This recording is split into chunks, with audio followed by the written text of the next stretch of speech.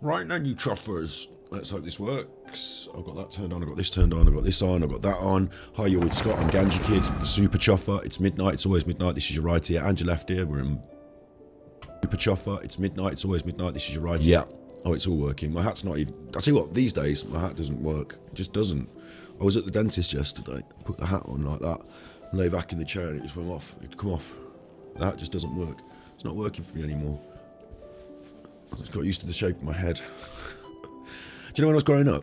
Right, actually, this is the truth. When I was growing up, most people didn't wear their hats normally like that when I was growing up. Normally it was very cool when I was growing up to wear them backwards. Oh yeah, that was the cool way to do it. But also, you saw occasionally some people in the 80s wearing their hats on the side like that.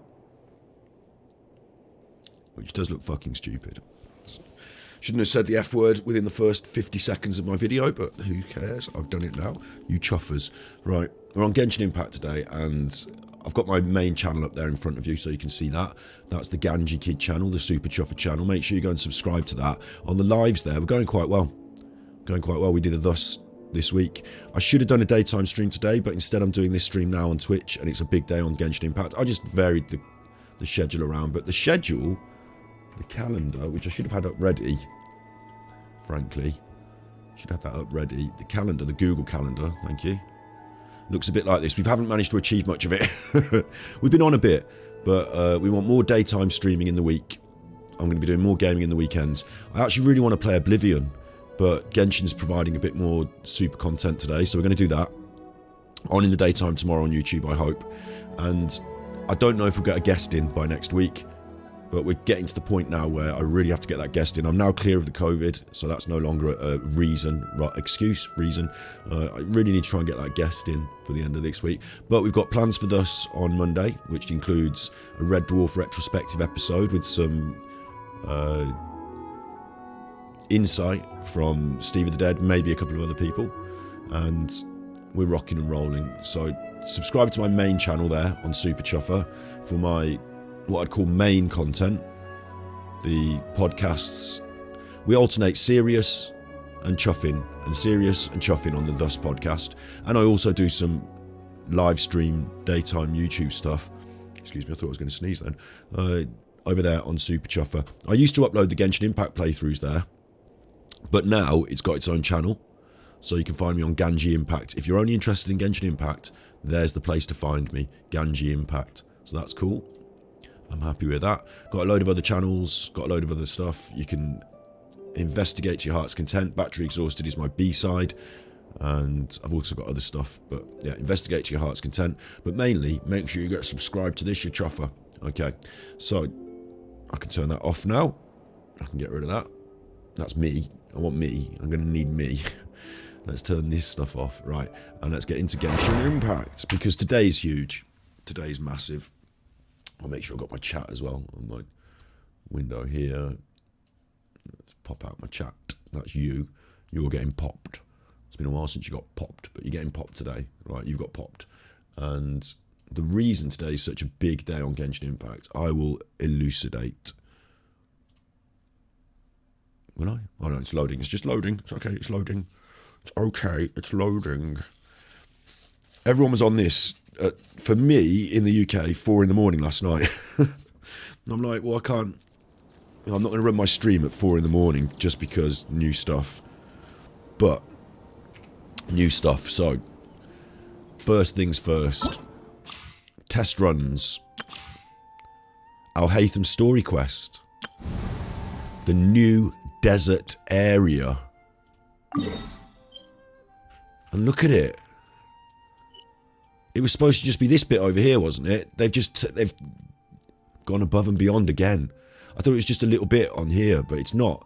Can't even remember what the map used to look like now. They've expanded it big style, haven't they? Look. And they've put a statue of the Seven right here. Right there. So in a way, I'm a bit interested in this. I'm actually really interested in this. In a way, I feel that you can just run straight there and unlock the whole... show you the new area. And in a way, that's really good, because you're like, oh wow, new area, I want to see it. Let's see it. They did ask me this question in one of the questionnaires recently. And, oh my god, what's all this? New player may be invited to the tavern. New players at the Cat's Tail. I need to do cards. New items at the card shop. Wow, there's loads of new stuff.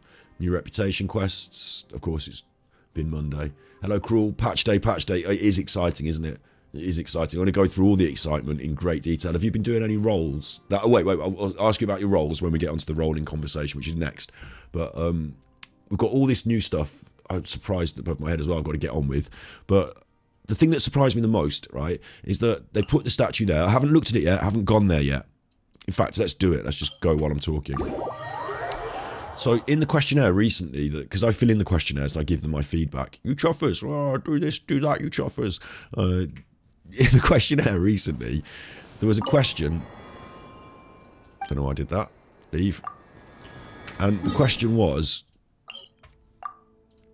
do you enjoy exploration out of 10? And when you get a new area, do you like A, B, or C? You know, do you like finding this or doing that, and what's the other? And I told them, oh, I can see it from here. Look, it's over there in the distance. The new... Oh, my days. I told them that what I like doing the most is when there's a new area, I don't do the story quest first. I go around and I find all the statues of the 7. I unlock the place. I find all the teleporters. That's what I enjoy doing the most. So that was my answer to the questionnaire. I don't know if you feel the same. I don't know whether everyone else does the story mode. We're not going to be doing the story mode today. We're not going to be doing the main quest today, simply because I don't want to spoil it for everyone. You know, you've got a week to do it, and then I'll catch up next weekend. Or this weekend we might do some stuff. I don't know, depending on how everyone feels, but I'd like to give everyone a chance to do it first, so I'm not spoilers. And I realise other streamers might want to do it on day one, on the, you know, the minute it gets released, and I'll leave that to them then. You know, good for them. I'm not going to be up at 4 in the morning, because it releases at like 4 in the morning in the UK. I'm not going to be up at 4 in the morning doing it, the end. So I'd rather leave it for you, and I'll get there. Ooh, pressed it too hastily. I'm in a bit of an excited haste. Leave it to you to get your first taste of Sumeru unseen. Or sorry, first taste of the expansion unseen. And then I'll come in and you can watch me do it, you know, a little bit after. I like that as a pace for the streams. So with all that in mind, right, with all that in mind, do I want to go over... You can as well, you can just go straight here, look. I asked them, they asked me, I told them. I said I like exploring, I like finding the towers, I don't do the main story, I do the exploring first.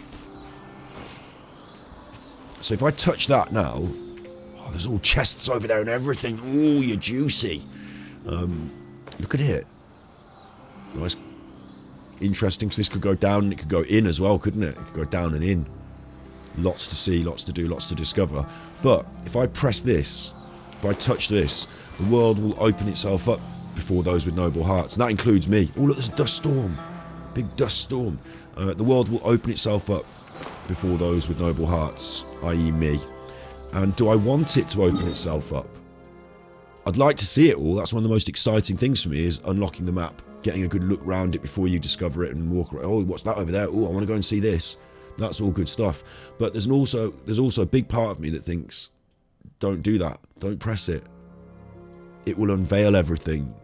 The very first moment we're here, I start unveiling it. I don't want to do that. What if you haven't unveiled it? What if this thing's... What I might do is I might go from up here and travel down and across like this and around and finish there. Take a trek across the desert like this. I think that's actually quite a sensible idea. I like doing that, unexplored, unseen. So that's the way I'm going to approach that, I think. I'm not worried too much about whether we get onto our commissions today. I missed them yesterday because of the day off restart. Still haven't found the Altar of Mirages even. Look, there's still bits and pieces for me to do here. But and I don't know why these things have got located in non-outdoor area. Oh, I see, right. They've got a new marker telling us that they're not outdoors. So I want to get my commissions done. I want to spend my racing, but more importantly, you don't want to watch me doing that boring stuff. What we want to see me doing is running around this new desert area. I won't be doing the story and the main quest, but I'll be running around the new desert area. But also, of course, a huge part of Genshin is this, isn't it? There's a closer teleporter. Zoom in on the map border. Right, cool. I will, and we will.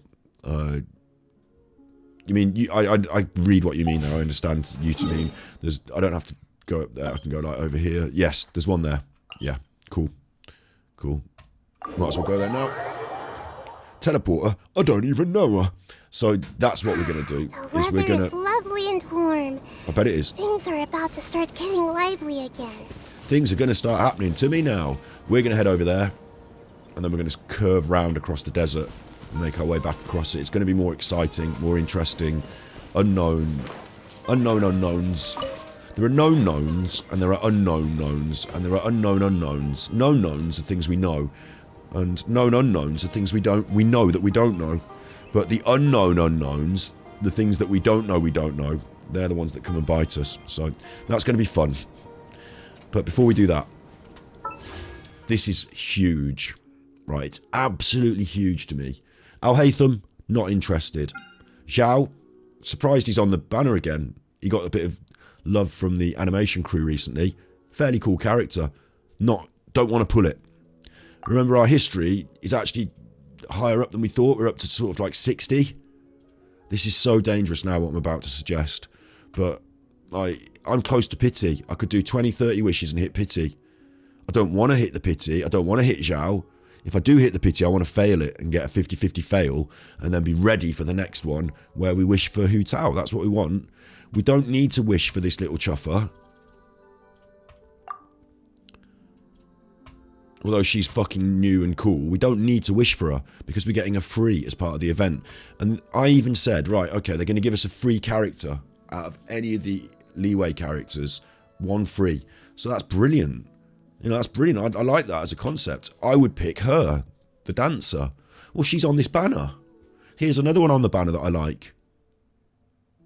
Out of everything, this is a good banner for me. I quite like these characters. I don't have to wish for these two. I could get them free.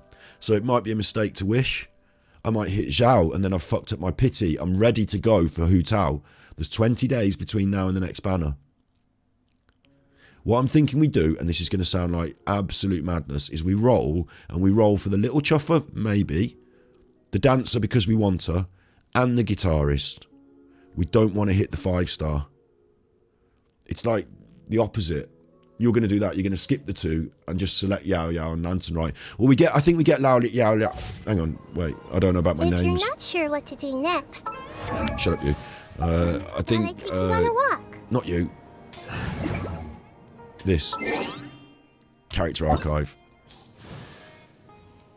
Where is she? Yunjin. Okay, Yunjin and Yao Yao. That's what we're talking about. So I was led to believe, and I might be wrong, of course. I don't always know what's going on. But I was led to believe that the quest that we're going to get, the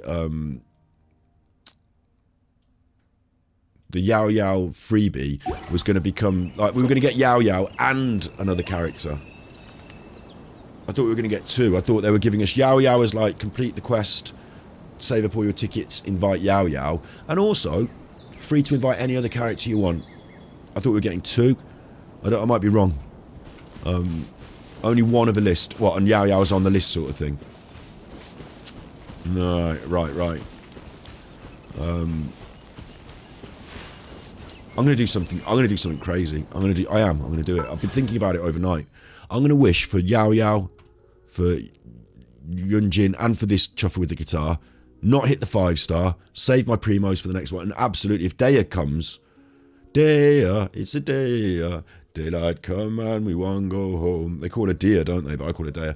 If she comes, I want her as well. I want Hu Tao, I want Daya. We've got to the point now, right? Genshin Impact money spent, none. But if I fuck this up, I'm going to spend the money. Not £200 money, I hope. I can't spend £200 on a Genshin Impact character, I really can't. But what I can say is if I roll now, and I get Zhao and I fuck up my pity, then I've got between now and the next banner to save the primos, and whatever I don't have, so it might not be 200, it might be less than 200, I can chip in a little bit of money, because I've never paid them any money, and I've had a year's worth of fantastic content. So I always felt that it's fair for me to pay for the game that I really enjoy, but I'm a free-to-play player, and I represent free-to-play. So this might be where it all breaks down. If it goes wrong, it's still got luck and chance involved. You know, I still could get these things without spending any money, but I want both of those characters, and they're right there on the banner, if I select them now and roll and get them, and I get the guitar player, because she's another one that I want, then what happens? Then what happens is when we have our choice of 4 stars off this freebie list, which I suppose I can look at by going to my frame here and having a look at Genshin free characters Lantern Rite. Actually, Lantern Rite sounds a little bit like a devil festival, doesn't it? The rites, the dark rites. That sounds a little bit like conjuring demons. Open image in a new tab. Now, there's not many more characters there that I don't have, actually, so maybe this is a mistake. But Bedu's on there.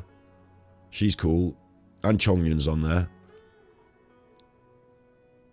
But you see, now look, I'm not seeing here the invitation costs and everything. I'm not seeing the little chuffer. Are you sure we're not getting that little chuffer for free?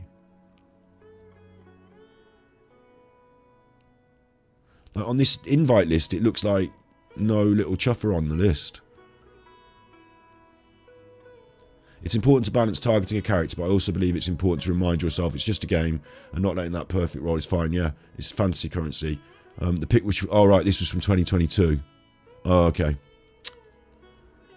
That's right. This is Ecosia for you. It's not as sharp as Google sometimes.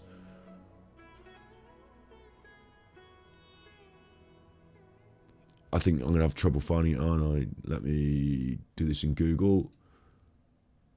I mean, I believe you. I'm not saying I don't believe you. I just don't know. I thought... the way I got it in my head was that we were going to have an option of all... Oh, yeah. No, you're right. Look. She's on that invitation list there. So when you get your invitation, she's on the list, but you don't... Like, I was thinking we automatically invite her, and then we get one more to invite. It's not that, is it? So if I want both of those, I do have to roll. That's a fact. If I want both of them, I do have to roll. So let's start. Let's just do some rolls and just see how it goes. Let's just have some fun with it. And the worst case scenario is I have to spend £400 on 2 characters because I've totally run out of primos when they come round. That's the worst case scenario, and not a scenario that I envisage myself, you know, taking part in. I will not be spending £400 on Genshin Impact, no matter how good they make the fucking thing. Sorry for swearing, but I will be prepared to calculate your 5-star and try singles. Yeah, probably that. I mean, we're on 60. I think we're on 60. The thing is, we could fail the 50-50, and that's a good thing then, isn't it? Because then we get the next banner, we know that we're going to hit the 50-50. That's what I think. Yeah, we're going singles, and we'll just go one at a time until we've either got all 3 of these characters or we're too close to the pity. We're on 60.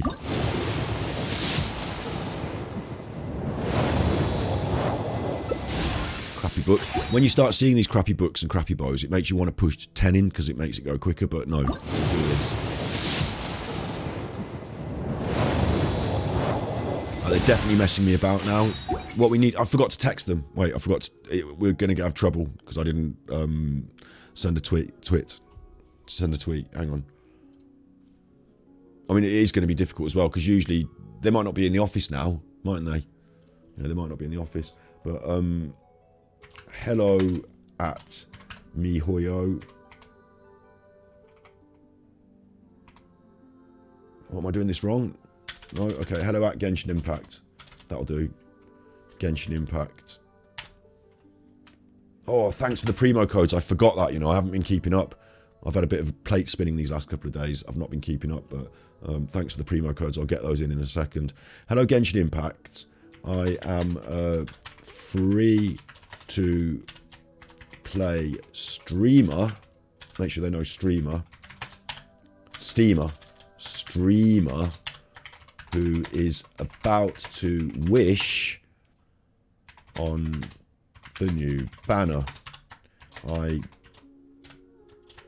don't want the 5-star open brackets saving for Hu Tao, but I'm hoping for the 4-star characters without spoiling. So I can't spell. I can spell, it's just hard to hit the right keys with my big chuffy fingers. Without spoiling, I'm hoping for the 4-star characters, without spoiling my pity. That's it, isn't it? That's what I want to say. And then I want to put a picture of like something Genshin Impact, and I've got like loads of like artificial intelligence ambers that I've made. So that's what I would probably use. Maybe they think that's bad because it's like a weird, strange version of amber. I don't know what the right picture to use is. I want to attract their attention a little bit. I'm going to use one of my ambers. There we go. That's a nice one, isn't it? That artificial intelligence has created that.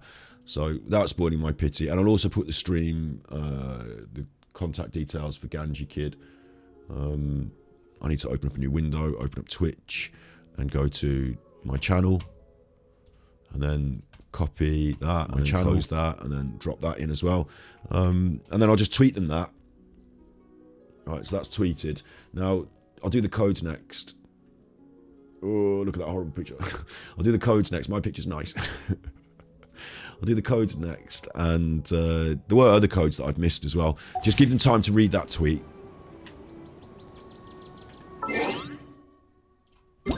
I saw on the Twitter there was a code as well somewhere that I forgot. Because we might need these primos, mightn't we? I'm feeling quite primo rich at the moment, you know, missing the occasional commission, but it might be that next month is like we might mess this up now. We might hit 5-star times 2, and next month becomes this. I don't want to spend the money. I'd rather grind. So if I have to grind, I'll grind. Thank you very much. Thank you very much for my code there, Cruel. Thank you. If I have to grind, I will grind. So let's see what go on. They've had a minute just to look at that tweet. There's people that work in the office at Genshin Impact. There's people that run that Twitter account. They're running it all the time. And they see the word streamer. And in the office, you know, they say, oh, called up the coding team or whatever. Have you pressed the streamer button for this account? Oh, I should have put my account details. Fuck. I make a mistake. They've already got me on the list anyway, but copy my UID. And then publish it on the internet, which is probably the most sensible thing you can do. Back on Twitter. And me, because I need to see my last tweet, please. And retweet, quote tweet, at Genshin. I hope they don't think I'm pestering them now. And then Control V, that's my number. So they'll know what that number is. Yeah. If Dare comes with a Shenhe, I'll spend the money. Exactly. Can you imagine that? If they did that? If they put Dare again, what would they be thinking? At least this banner is a fair choice. Because most people will want the new Chuffer if they've already got the old Chuffer. But if you don't really think much of him, which I'm not really that bothered, it's a decent person to select instead. But they are kind of similar. They're both male. They both got similar sort of haircuts. They are kind of similar. Press another wish. Right, this one should be one of the 4 stars now. Obviously, they're not in the office. They must be on a break. I should have tweeted them yesterday. I got a bad feeling about this. I got a bad feeling about this.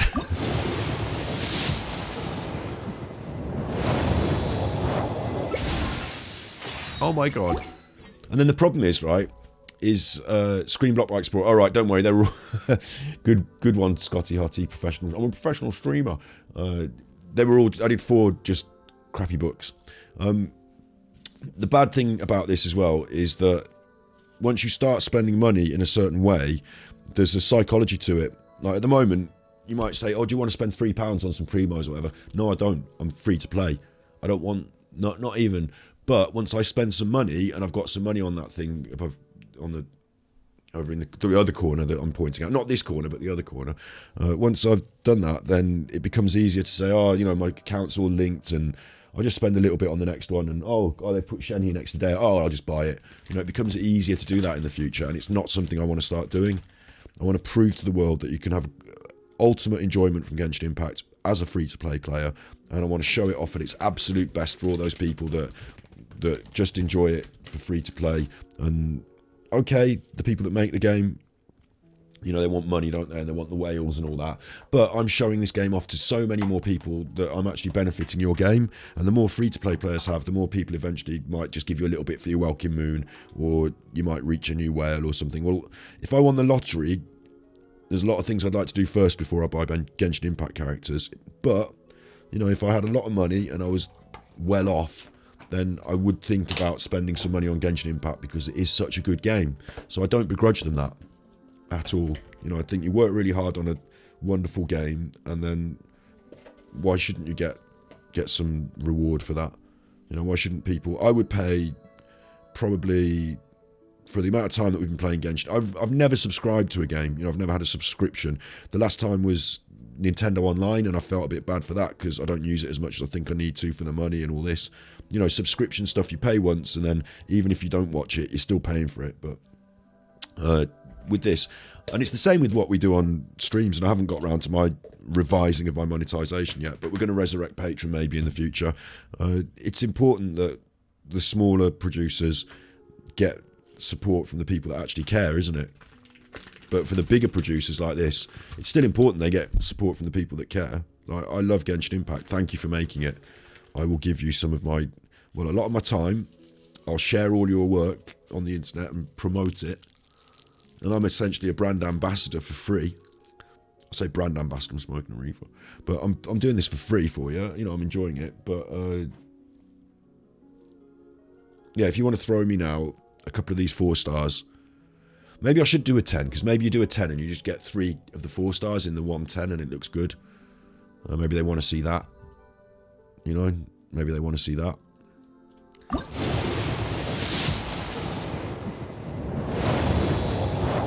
That's good. That's good. It can only be good, can't it? A 4-star. I know, 4-star could be a weapon as well, but that's good. Okay, we're away. We're at the races, we're away. The problem is that I could stop quite happily there, couldn't I? And say, job done, achieved. Don't need to get greedy at this stage. And that's what I'm suggesting now, is I'm suggesting we get a little bit greedy. But the thing is, for me, I don't want all the characters, do I? So to see 3 of them that I want, because they're on the list. The guitar player is cool. The dancer is one of my favourite animated. The animations, the dancing, the attitude. I just think it's wonderful. Is she an opera singer, actually? Anyway, the culture to it all, I think, is wonderful. So to me, those 2 are really good. I can't have them both. They're going to go by, but they're 4 stars, and I've got a chance at them as a free-to-play player. So I think this is the way we go. We've done our free wishes now. What's in the shop? We can still have a few more of these, look. There's still a couple more of those to buy, I think. With Star Glitter. No more Stardust, that's all gone. But there's maybe more of them with Star Glitter. So I'm considering a 10 draw now. See, Yunjin for Lantern Right and done. I think, yeah, I see what you mean. I know. Just pick her off the Lantern Right and we're done. This is greedy otherwise. I mean, we are really pushing close to a 10, the 5-star. But I'll get Chi-Chi'd, won't I? And then I'll be all set for the next one. I want to have a 10 pool and see if I can't get Yunjin and guitar player in the 10 pool. That's what I'm doing. Let's go. Oh, God. I mean, I've never wanted to see Chi-Chi more in my life, and I get this feeling that I'll fuck this up totally. I get this feeling in my bones that I fucked it up. I can't. Oh, my God. I fucked it up. But it's not awful. It's not awful. It's not awful. I'll tell you why it's not awful. It's because we hit it on that first temple. He's cool. I'm happy to have him. Look at his boots. Oh, look at his boots. Look at his boots, my liege. He's even got an armoured plate across the top. Where the... top part of your foot does the kicking. He's got, look at his boots. He's got lovely boots. I mean, he's a moody chuffer like I am. Sits on top of that restaurant chuffing about. He's got a little incense burner. He's got this posture. It's like lean, cool posture. And he's got purple trousers that remind me of chocolate. And then he's got 2 different coloured gloves because, you know, but gloves are cool. I mean, I've got him. He's mine. I'm happy. I'm not unhappy with that. That is good. He's even got a bindi. Catch that light. Where's that light going? Catch that light. It's a navvy. Okay, so we've got him. Yeah, he's a good person to have. The thing that's the positive about this, right? And it is tough to say it, but we've still got 18k primos. So we could still run an entire set of wishes. We'd probably run 100 wishes off that. 120, isn't it? 18k. 110, 120. So we're nearly at pity for the... You know, we can still do this. We're still okay. Because we got that early enough soon. We didn't do 20 or 30 and then hit it. You can check how many wishes that is from the store. I have to do it with the calculator, but I know that 16k is 100. So 28k or 2,800 is 1020. So I know it's 120. And I still have a pity at worst. So let's say I run from now and I hit the bad pity. That's 70, 80 wishes. And then I do it again. I need about 80, 100. I need about 160. And at the moment I've got about 120. So what we can say now is unless we hit the 5-star a second time in this run, I'm actually quite safe here because I'm building up pity now and I want to get these 4 stars. I'm very unlikely to hit the 5-star. So maybe now we start on individuals till we get our 4 stars. I don't like the individuals. I feel like they're more likely, because they gave me a second Yao then, I feel like they're more likely to give me them in the 10s. So I'm just freeing, going mad now. Give me Yunjin, Yunjin. I'll accept we don't get the guitarist. Give me Yunjin. Oh, you chuffer. This is going up to the casino and throwing your money down the toilet now. Look, watch.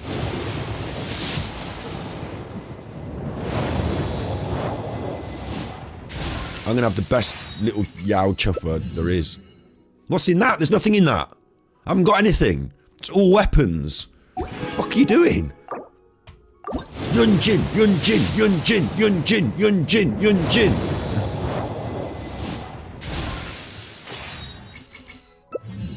Oh my god.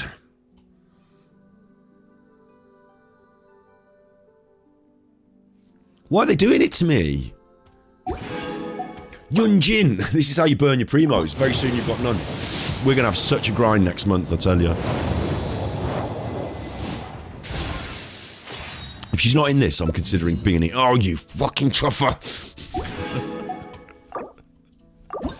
I'm considering it a loss if we don't get her in this. Come on. That's a sword.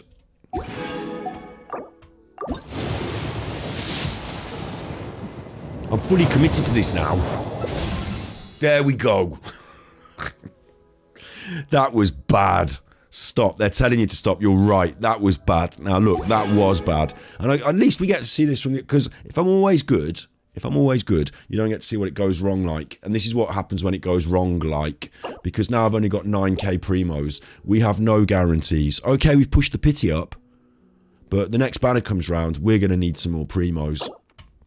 So between now and the next banner, I've got 20 days to grind the chuff out of it. Thankfully, you showed me that Tartasuna undersea Inukambai place. I can go down there. There's a lot of chests down there.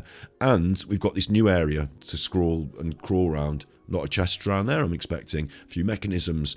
And on the map, I've been pinning all these things. Look. There's one, there's one, there's one. They're all mechanisms. They're all chests and challenges. So we can definitely grub up these primos. It's going to take a bit of grind, but we're going to do it. And I'm tell you what, I'm actually really happy with what we've got there. I know I hit a couple of losses. I know I hit a couple of swords. But What's really good is I got my Yao Yao. I got my Xinyan, and I actually really like Xinyan.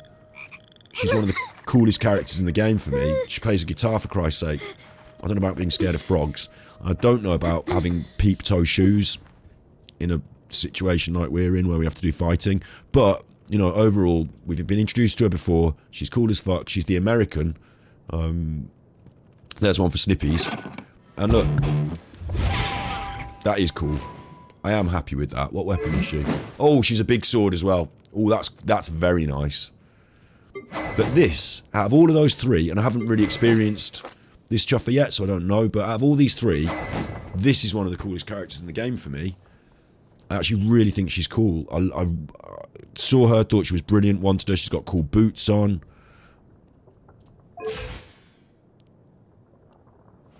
She does this.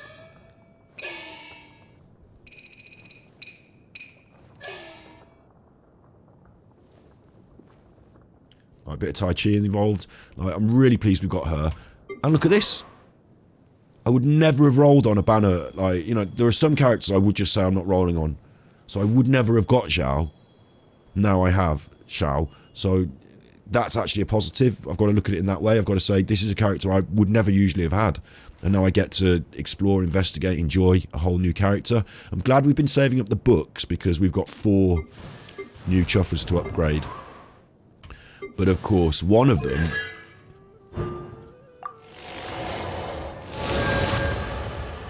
I don't really know what these things do, really, but... one of them is a 3.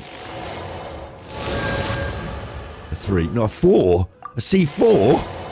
Am I mad? What have I done? She's like my strongest character. What have I done? There is an issue. There is an issue. And it's staring me in the face. And that's the weaponry. Because we've just pulled 1. Nay 2. Nay 3. 3 chuffing. Now, bear in mind, 3. We've just pulled 3 polearm characters. So have I got 3 polearms to throw around?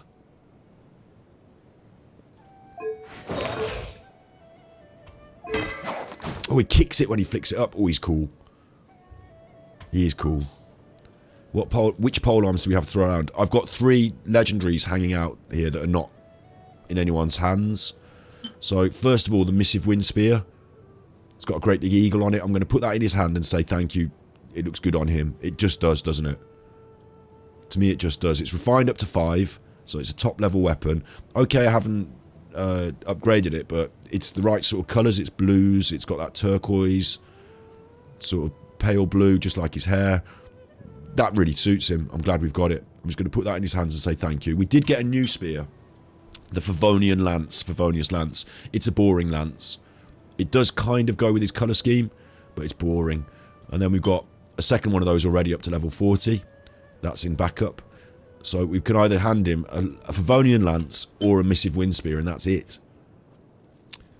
We do have the Dragon's Bane. It's in the hands of the Hot Chef. We do have the Dragon Spine Spear. That is in the hands of the Chiller, Rosie. And it's the wrong colour for him anyway. So the only other option is Crescent Pike in the hands of Candice. But I like that for Candice. I like the circle. It reminds me of the shield. I think it suits her. So he's getting a Missive Wind Spear. He's getting that. He's my top new one. He's getting that. He should be a bird in Adeptus form. Alright. I'll tell you who else was a bird. Nahida, wasn't she? She was a little bird when she took her form. But our problem now... God, my teeth are hurting. I went to the dentist yesterday, and they did the thing where they cleaned what she did. Oh. She put all this blue stain around my teeth, so it shows where you're not getting to. Shows where you're not getting into. And then she cleaned that off with the abrasive thing and then the water jet thing. And my teeth were like my gums were bleeding at the end. I swear, she's a good dentist, she's a good hygienist, but she's a little bit aggressive. Because I've had different hygienists and dentists over the years, and this is a new one. And the last time I went, she was very, like, she left me painful. And today, now, I'm feeling it the day after. Yeah. Anyway, the more I talk, the more my gums are going to hurt. But I'll just, you know, we're going to do the show. I'm not ducking out because I've got a hurty tooth. Beginner's Protector. That's what she's holding, and it looks rubbish. But we've got a huge problem because we are lacking pole arms. Now, I could create some. I could craft some. We're going to have to look into it. Her only two options are a poor quality Favonian lance or a better one, and they're not good on her. She's not even Favonian. I want to see how this is going to work, because she's a little chuffer. So, how is she going to carry a lance? Do they make the lance smaller for her? It looks smaller to me. Have they reduced the size of that lance? To me, that looks smaller. There's not many good colours for her. She's yellows and greens. That's reds and ivory. That's reds and dragon and... Very leeway. And she is leeway. But she's going to suffer without a good weapon. White tassel don't seem to do it. The black tassel don't seem to do it. The halberd don't seem to do it. She's going to struggle. We're going to struggle. We need to get some lances. So, that's on the list. That is on the list. Find yourself a new lance. And also, I don't know what any of these characters do. I just went for them because I like them as characters. What I'm looking for in my team, if anything, at the moment, the strength of my team is in the combination between Nahida, Wetboy, and Kaching, and they create those little dendro blooms. And then the more bloom reaction and the more electro setting off of the bloom reaction we do. Can't find lights now. I've got about 10 of them. The more of those that we do, the more it pops off, doesn't it? Just gonna have to quickly grab a lighter.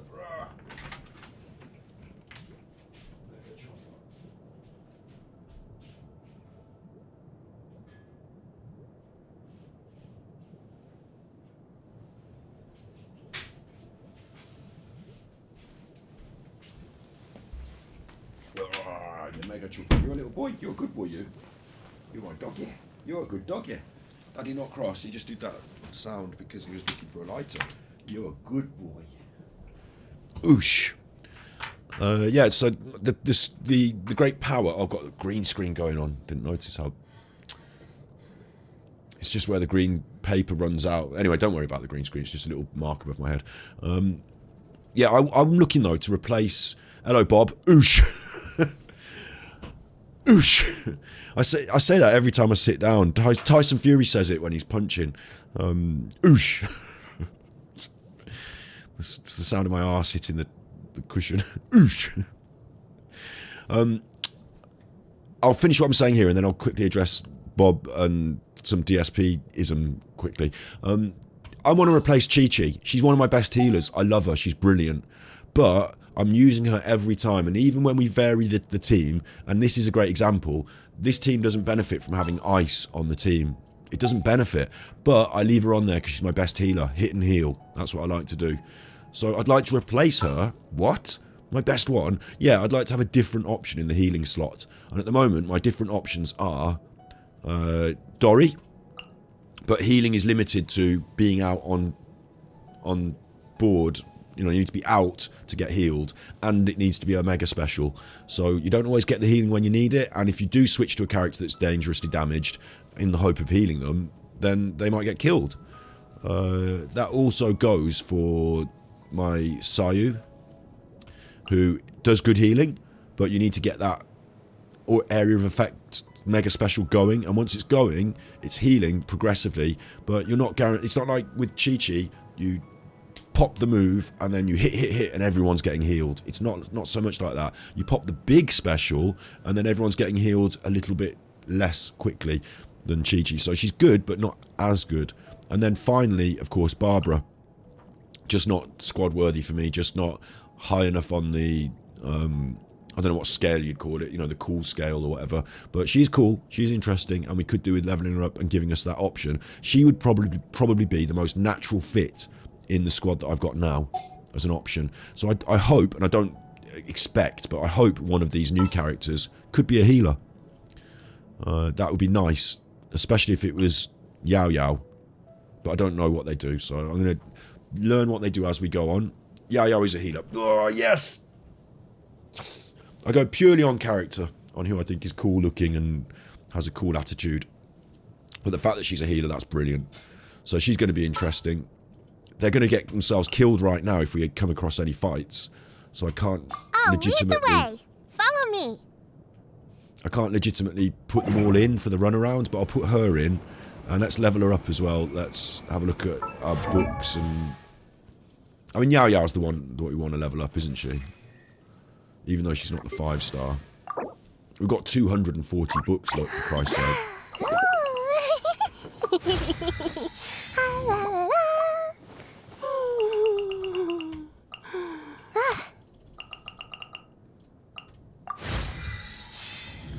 19. Always wasting a little bit of the XP. Confirm. And what does she need? Oh, she needs chilies. We've got 100 of them. And we've got all the slime. She should go. She should go. We should rocket this now, shouldn't we? Just a little side note about rapping while I'm leveling up.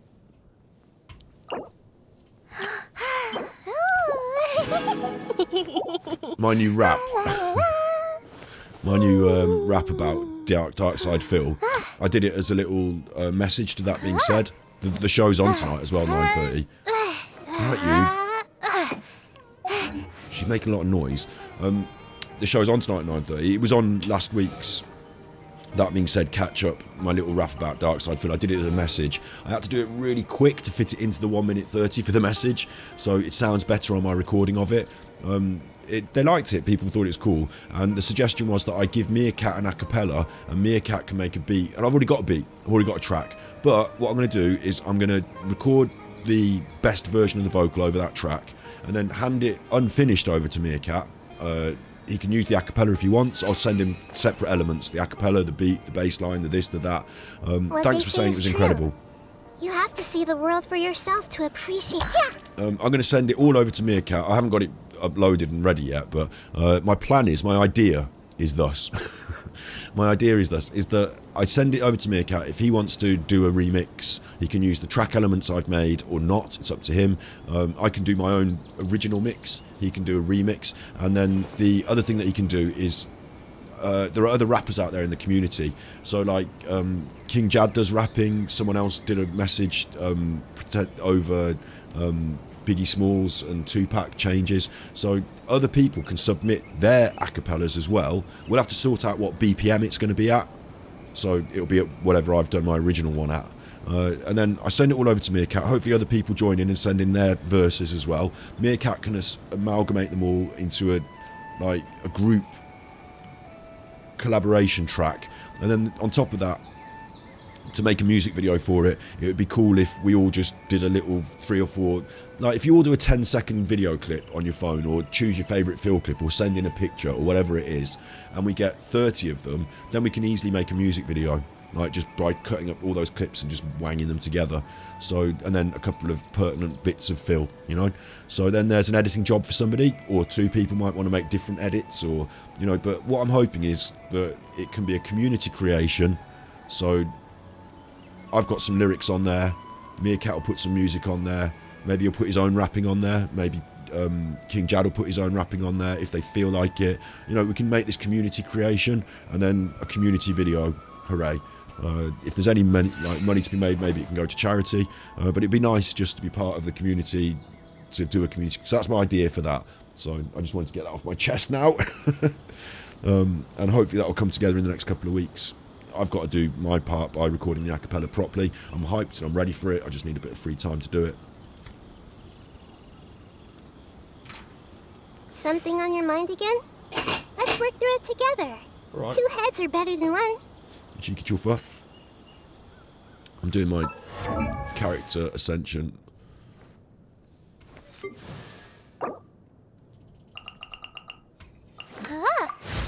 And it shouldn't burn all my books, this.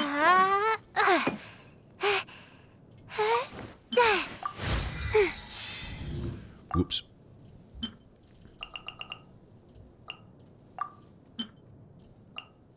I'm going to run out of greens. I keep doing it wrong.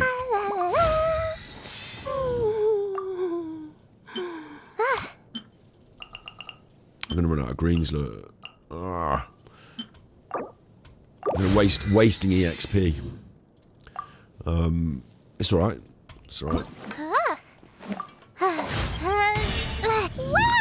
See how far we can go. This is really interesting to me now as well, because this is the first time I've saved up the books in advance. Usually I'd get a bit too keen and start handing them out to Amber before we get there, but we are here now. With a level 50.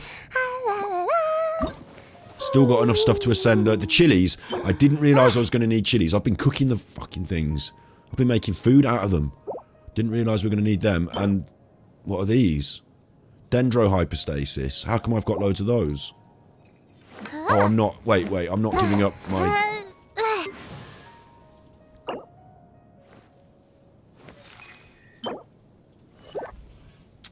Damn it. I saved them up for Nahida. And now we're going to have to go back and grind them again for Nahida, because I'm handing them over to Chuffin.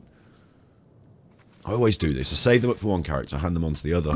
But if we can get her squad worthy, I'll be happy.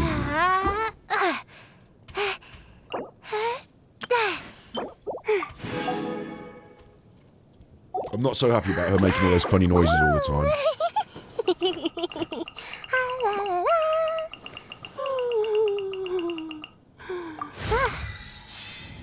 I still need a lot of dendro gems. Am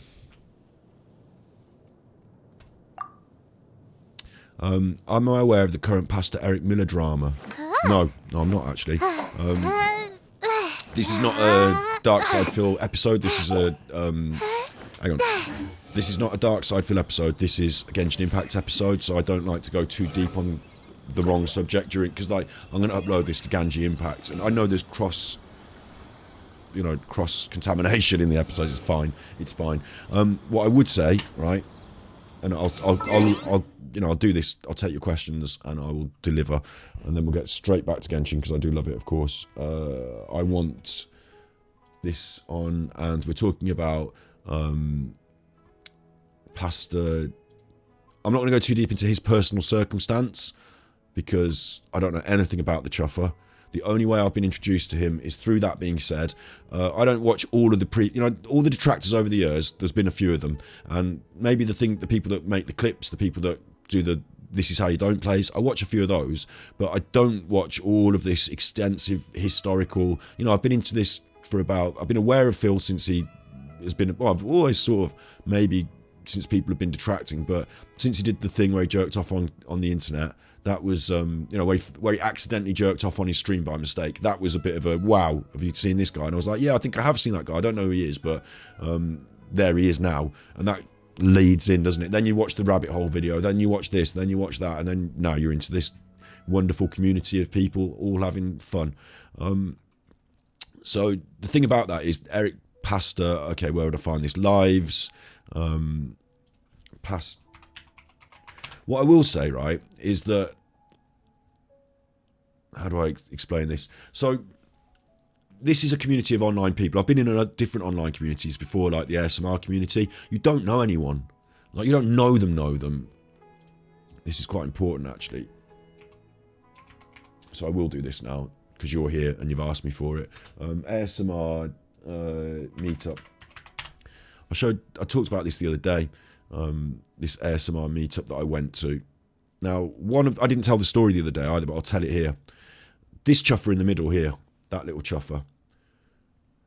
I don't know. So I'm not saying things on the internet that are going to get people in trouble, slander and libel and everything, but somebody said, he sent me a message. This is what I was told by somebody. He sent me a message, and in that message it said, if you're going to the ASMR meetup, is anyone watching after your kids? I'm going to the ASMR meetup. If you need to bring your kids, I can look after them as like a babysitter for you, so you can go out drinking. And they thought that was weird because they don't know him. He's just an ASMR person that's going to the meetup. He did behave a bit strange, I'll say that. I can't remember his name even. I don't know him. But he did behave a bit strange. He was a bit quiet. He was a bit, like, introverted. But people are. We're the ASMR community. We make little whispering videos. This is not like the A-Team Avengers. We're not the coolest people in the world.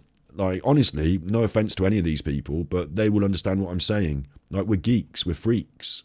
Like, John's got his Assassin's Creed pin. I've got my stupid Mohican. Like, Brad Robbo's into art, and like, we're quiet people who like individual little pursuits. Anyway, like, this chuffer in the middle, right?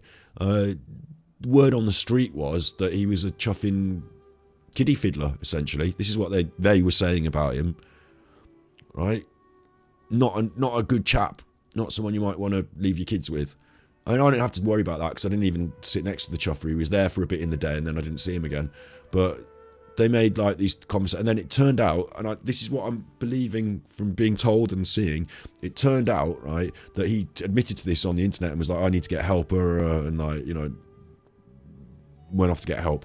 I'll leave the story there because I didn't follow it up. What I'm saying is, just because people are smiley and nice on the internet doesn't mean they're nice in real person.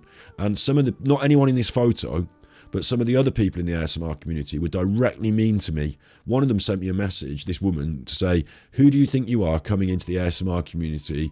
This is like a closed group and I'm big friends with all these people and I don't want you in our group.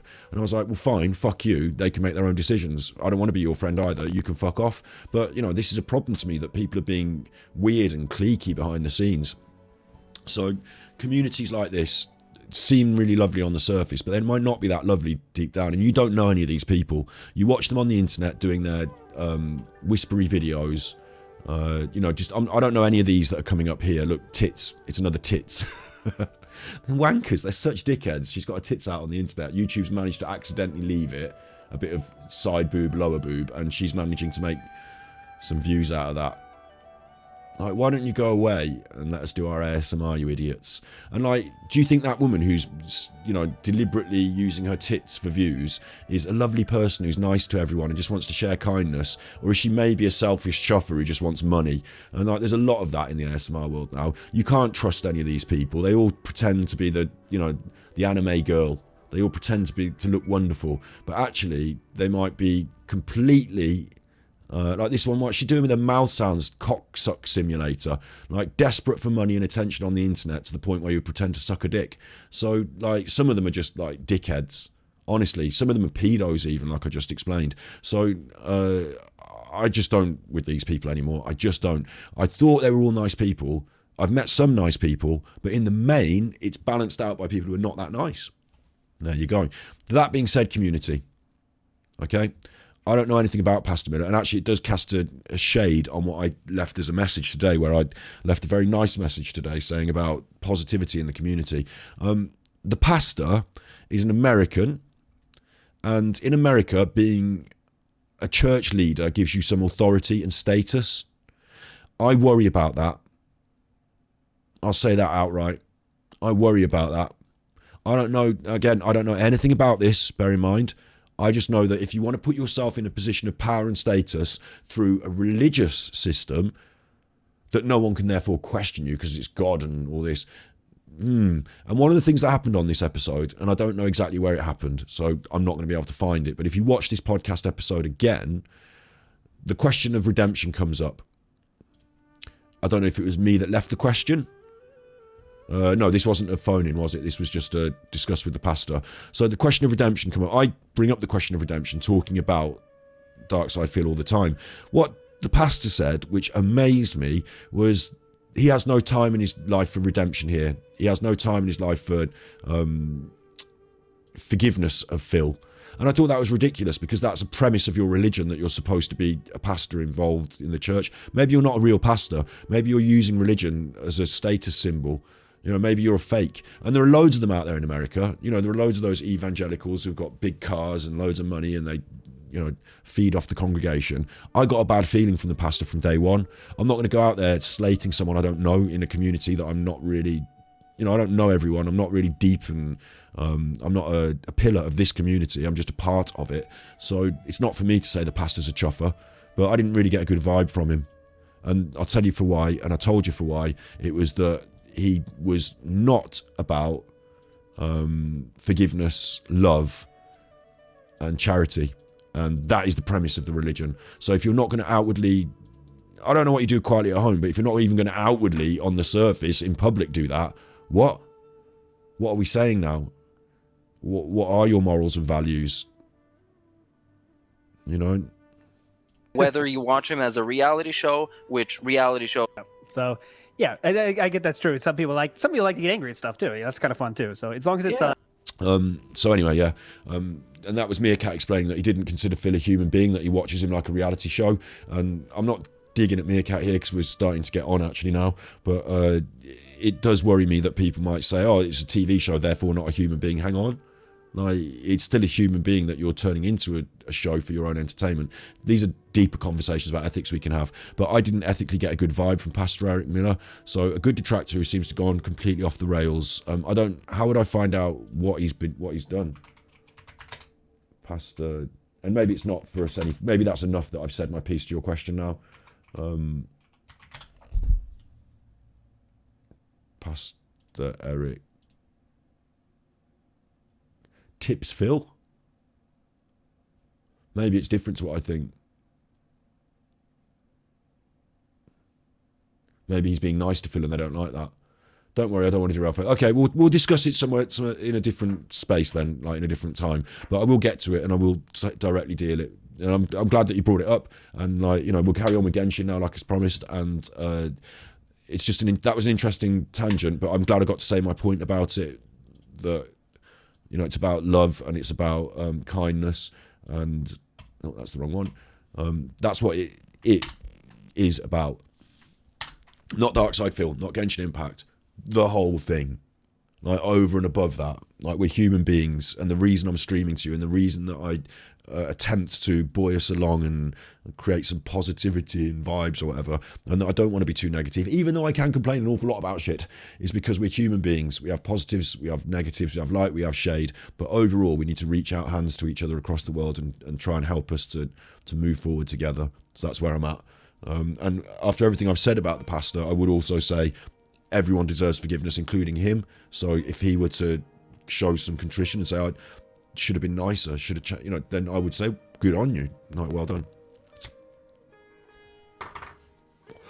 As long as he's not a bloody pedo or something, you know. I'm quite excited. I don't know if anyone can tell. I'm quite excited about this this new chuffer that we've got. She's a level 59. Let's keep pushing.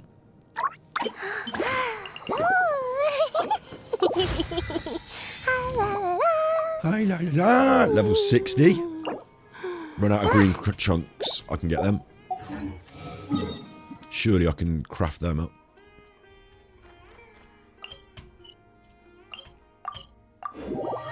When we get her to 70, we might not get her to past 70, but we get her up there and we give her a couple of cheeky artifacts and she can share a weapon for now and she can just go straight in the squad. And that's what streamers do. Can I craft one of them? Oh, I can. Good. That's some resin ticking, and I knew I'd be able to do the chunks. Look, I knew I'd have bits and pieces here. I wonder if any of them have got any new skills. I wonder if I can help. No bonus. No bonus. I wonder what every character comes with their own little bonus skill. So I wonder what the bonus skills are going to be. 4 chunks. Thank you. Do you want your chunks? They are chunky. People always say perseverance is a virtue, and I guess I know what they mean now.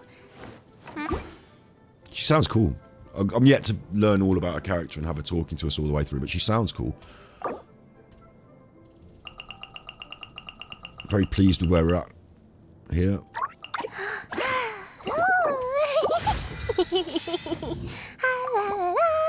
Hit level 70, and I don't think we can do that last ascension. Surprisingly, I need more chilies. Just burn through 100 chilies. So yeah, we're up to 70 of 70. That's a good place. You can go in the squad there. Let's just give us some artifacts, and we're not going to go like clever on the artifacts. We're just going to filter by. Oh, maybe she scales off HP, or maybe she scales off something else. But I'm simply going to either Dendro or best attack. Let's see if we've got any Dendros, which is this. And we've got a few Dendro pieces kicking around here, so I might just give her the Dendro ones because she is a Dendro. Attack, energy recharge, attack. It's locked. We'll equip it. We haven't got any good ones of these, have we? HP, crit rate, defense. Equip. Defense, attack, defense, crit damage. Elemental HP, crit. There's so much going on in my head when I read all these numbers and try and juggle them, but I don't really know what's a good one here. I don't even know what she's good at, so I'm just going to equip some stuff, and then we'll see what we need later. She scales off HP. But you do, right, yeah. Thanks. Yeah, I will, you know, I do want to lean on these things and learn to use these artifacts properly. So, you know, if she scales... I'm certainly not giving her a fucking cryo damage bonus, am I? Like, that's the worst lamp in the world. It's a dendro set with a cryo damage bonus. Why cryo? Well, they don't react well together. They don't react together, so... Why would you put that on there? It makes me angry every time I see it. I haven't got a good lamp in that instance because the good lamps are out. The attack lamps. I'm not putting Hydro on it. We'll give her Dendro. Equip. And we can grind this domain now and, you know, get some more of these things. Defense, HP. She scales off HP. So we'll give her that. And they're not leveled up and they're not ranked up, but she's now got a set of artifacts on. So at least that's a bonus for the set bonuses. We're going to give her... And she's going to be cross. The hot chef can take a break. And we'll give her the Dragon's Bane.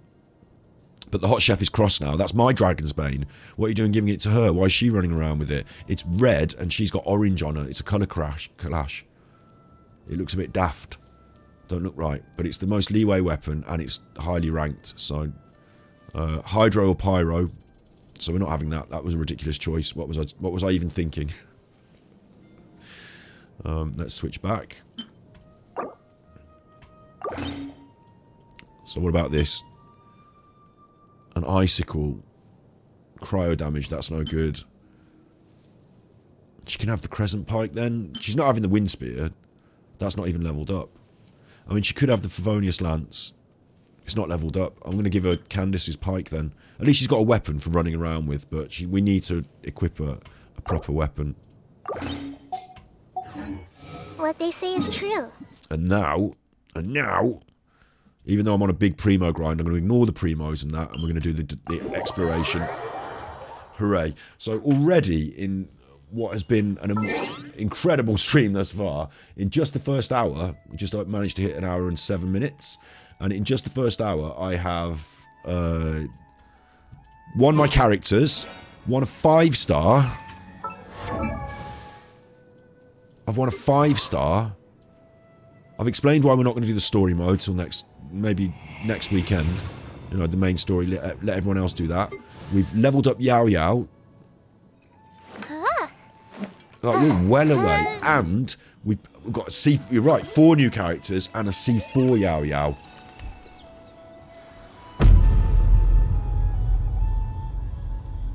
I didn't press the buttons at the same time properly. Let's try that again. I'm not hitting the...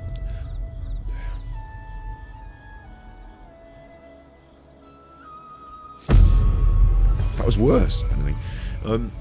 So now I've done that, and we've had a diversion, an interesting diversion, where I talked about pedos. So, like, I'm not saying the pastor Eric Miller's a pedo. I don't know anything about him. But I will be interested to learn and find out. I will. Because, you know, stories and people are interesting. Okay. This map extends up to here. So we're going to try and go in this corner, and then we're going to try and head probably out to there.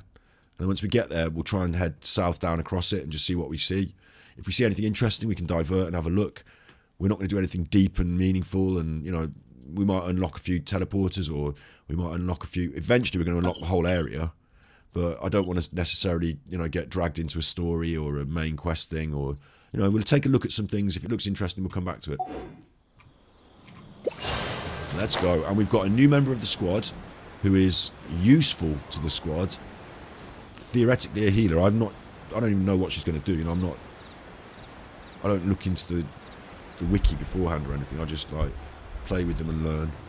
But,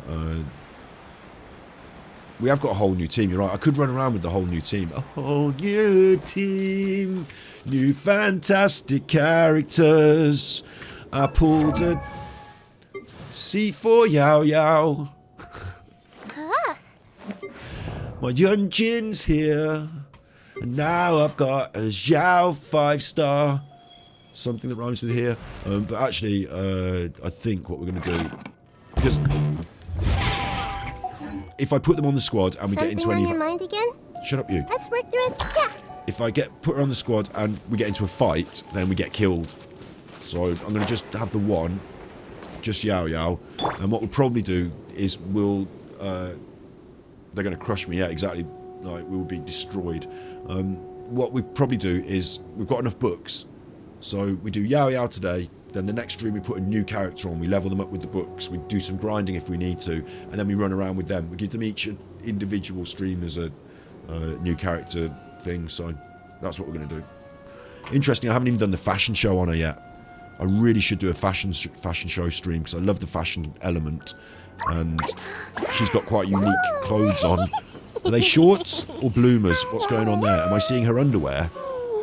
She's got a very short dress if that's the case, so I'm going to go with their shorts. She's got boots, which I'm 10 out of 10 for the boots. Yeah, let's do the fashion show in a bit, though. I'm very happy that we've got a new Yao Yao. And she's got that duck in her bag. It's not a duck, is it? It's a chicken. What is it? A rabbit or something? Chicken. Rabbits with no ears.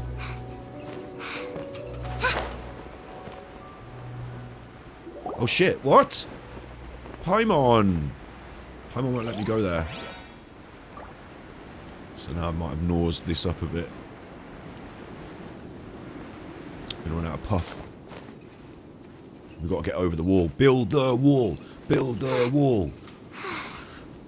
Everyone hated Donald Trump, and so, you know, really politically, I wasn't on his side. But the build the wall thing, I thought that was very clever. I mean, obviously it was a stupid idea, but to be able to crystallise people's anger against a minority in that way, without seeming like a huge Hitler racist, build the wall. You know, you can't be angry about a wall, can you, on your border? So build a wall, and like you got a catchphrase and everything. I'm still stuck beyond this wall, so my idea about exploring from this angle is. It's going bad. Do you think they didn't want you to do this? Do you think they wanted you to go the other way? Look, I can see a bum crack there in her shorts. What's going on there? Is that appropriate? Is that... What's going on there? It's like she got her shorts tucked up a bum crack. Who did that? Someone shaded that. Someone's gone in... Like, someone in the art department, right, has had to draw that pixel by pixel, shade it. Bum crack shade. Like, don't do that. Just airbrush it out. Fools. Fools! You're a shit milkshake and some onion rings. I'm vegan. You're meagre portions. Your mom should have had an abortion. Look, what is this? I'm glad we came this way. What is this? Look at it. It's a big chuffer. Usually I don't go in for killing the wildlife, but this looks especially malicious, doesn't it? It's all spiky and nasty. I can't see that's just going to let us through without a squabble. And there's a chest, so we have to kill it. It's not my fault, I'm vegan, but we have to kill this. There's a chest. Let's pretend that they're like bad demons and they're taking the shape of birds or something, because they don't look right. Although they are laying eggs in nests. So we're going to say they've scared the pigeons off their nests and they're eating the eggs, so that's sad. So I'm going to take the eggs for safekeeping. Uh-oh, that made them angry. Everyone hold hands. You can't hold hands, you haven't got hands, you're a bird. Rain outlines your... Rain outlines your fate. Incoming. And then, what about this? Don't be scared. Don't be scared. Yeah. Probably. Don't know what it does. So, but don't be scared of it. It's firing little dendros at them. Look. Time to act. Speed of light. Double dendro now, mate. With sword comes shadow. Sword from shadow. Ooh, took a hit there. How do we heal them? What's this? Oh, chicken's beak. Rain cutter. That rabbit keeps firing those things at it, though. It's quite cool. Stay put. Look, the rabbit keeps going. So now we've got Dendro from the sidelines with the rabbit. Temple of Wisdom.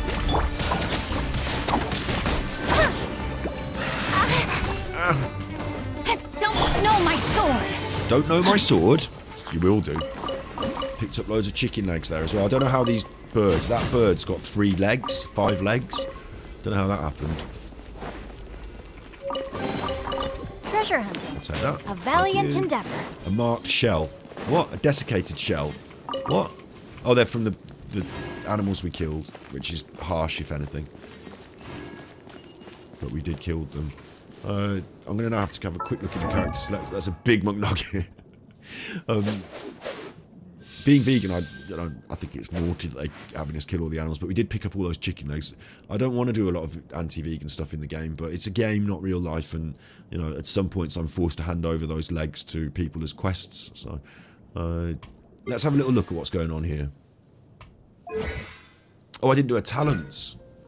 And I've only got... It's diligence. I might have extra if we level them up, maybe. This is already at 4. Oh, that's my C6. C4 or whatever I've got. Okay, I need diligence. They're not available today, so I need diligence and they're not available. It's just, it is what it is. So, a normal attack is a toss and turn spear. It performs up to 4 consecutive spear strikes and consumes a certain amount of stamina to lunge forward. Oh, that's interesting. Your charged uses stamina. You plunge from midair. Don't they all use stamina? You plunge from midair to strike the ground below, dealing opponents with your AoE damage with your plunging attack. That's normal. Right, I throw this rabbit out. Yuegi throwing mode, a special device created by a certain Adeptus to help her solve her problems. A device created by an Adeptus. Am I led to believe that, for me, it would have to be Zhongli, wouldn't it? Because she's Li Wei. No, Zhongli's not an Adeptus, is he? So is it the Coco Goat made it for her? She's half Adeptus. Maybe it was made by Mooncarver. This skill will be used differently in holding mode. Oh, hold enters aiming mode. So you can it's like Amber's bunny. You throw out the white jade radish. What? It was Cloud Retainer or Madam Ping. Madam Pig, you've said. Madam Pig. I like the idea of Madam Pig. Madam Ping. So she's one of their friends. This rabbit, throws out white jade radishes that will explode upon hitting characters or opponents, dealing dendro damage. So it's firing dendro. It does an AoE when it does the damage, and it heals characters within that same AoE based on her maximum HP. If a radish does not hit either an opponent or a character, then the radish will remain where it is and explode on contact with a character or opponent. Everything's a character opponent. So, throwing mode will choose its radish target. What? Throwing mode will choose its radish throw targets. If all nearby characters have more than 70 HP, then it will throw the radish at a nearby opponent. If there's somebody who's got 70% less than HP, it will throw the radish at the character with the lowest HP percentage remaining. If no opponents exist nearby, it will just throw white radishes at characters until they've all got more than 70 HP. Otherwise, it will throw them in the area at random. So basically, if you need healing, you put down the rabbit, then you switch to the character that needs the healing, and it's like auto-aim, right? And it fires radishes at you, and those radishes heal you. And then when you're healed, it goes on to start firing at the enemy and do damage to them. That's the way to think about that. So it's another one of these that's not a consistent effect over my whole team. Barbara does the whole team all at once. Chi-Chi does the whole team all at once. This does whoever's out, I'm thinking. So it's dangerous because I like to run a character down to red, switch them out, and then heal them up in a bit. But you can't go too far down to red because when you switch back in, you get hit with one radish. You wait for your next radish, you're dead. So you need to be careful of that. But in effect, it makes sense to me. The rabbit is healing me, but it's also doing damage. Depends on what's required. Get those radishes out there. The Moon Jade Descent, which we haven't seen yet, is an Adeptal legacy. At the enjoyment of certain Adeptus, Youngi's full potential can be unleashed in an emergency, dealing dendro damage to nearby opponents and entering, in some sense, unsurpassed Adeptal legacy state. I really like it. She's cool. She's Adeptal. I didn't know that. I didn't know she had this Adeptus connection. I really like it. And Zhao is also an Adeptus, isn't he? Oh no, he's not. He's something else, isn't he? Oh, I'm getting confused. But She summons Yugi jumping mode at intervals. What? What's going on? The white jade radishes generated will be changed to heal and deal damage according to this skill. Explosions will heal nearby parties. That's what's already happening, isn't it? Am I tripping? It summons Yugi jumping mode at intervals until their limit has been reached. The behaviour of this version... I'm going to have to see it in action to understand it. It increases my movement speed.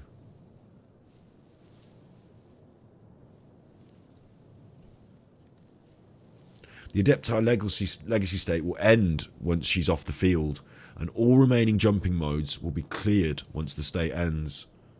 That's a bit of a fucker. That means she's got to go last. Too long, didn't read. You have to keep running in the burst mode. Just run. It's interesting because I like characters... Since you showed me about Sucrose and the way that works, I actually really like characters that leave something ongoing and you can combine them in that way. But we'll have to use our specials, so it might change the way we run this team. Because in my current team lineup, moonlit night that the hero she tags it with Dendro. He tags it with Wet. You know, one of those two.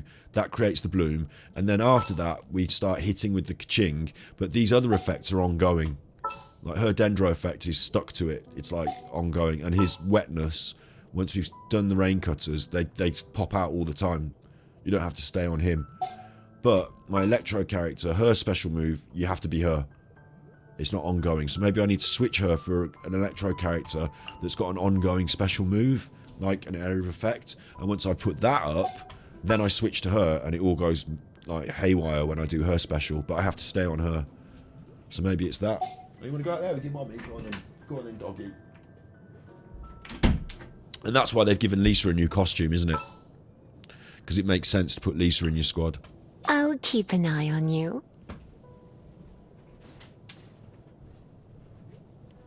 Because she does that. Dendro Resonance is also good, so in your team it would still work. Cool. Oh yeah, I'm getting this. Elemental Mastery is increased by 50. After you trigger Burning, Quicken or Bloom, all the nearby party members gain 30 Elemental. It's just too confusing. Not when I'm trying to think about what she's doing as well. Like all these, and then you get 6 of this, and then 3 people over there will have 2 hats, and then there's somebody in your party that's below 6%, they can have a further hat. But if you take off your hats, then all the members of your party, all of a sudden, will have to push all their hats to the left, and have anyone over 50% can do 2% more damage, but only sword characters, and then Pyro Resonance will be... Just calm down. It's too much. She's cool. The vile dragon's limpid lair. I know that it's good to have those extra systems and complications for those that can understand it. And you're supposed to fly up here, look, on the tingers. I've come the wrong way round, haven't I? This is like the end thing that you discover at the end, and I've just discovered it first by going the back way. But yeah,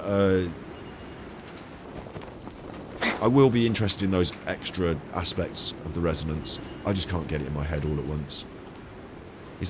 She's dead on sight. Kill on sight, you. Don't ask questions. Kill on sight. There we go.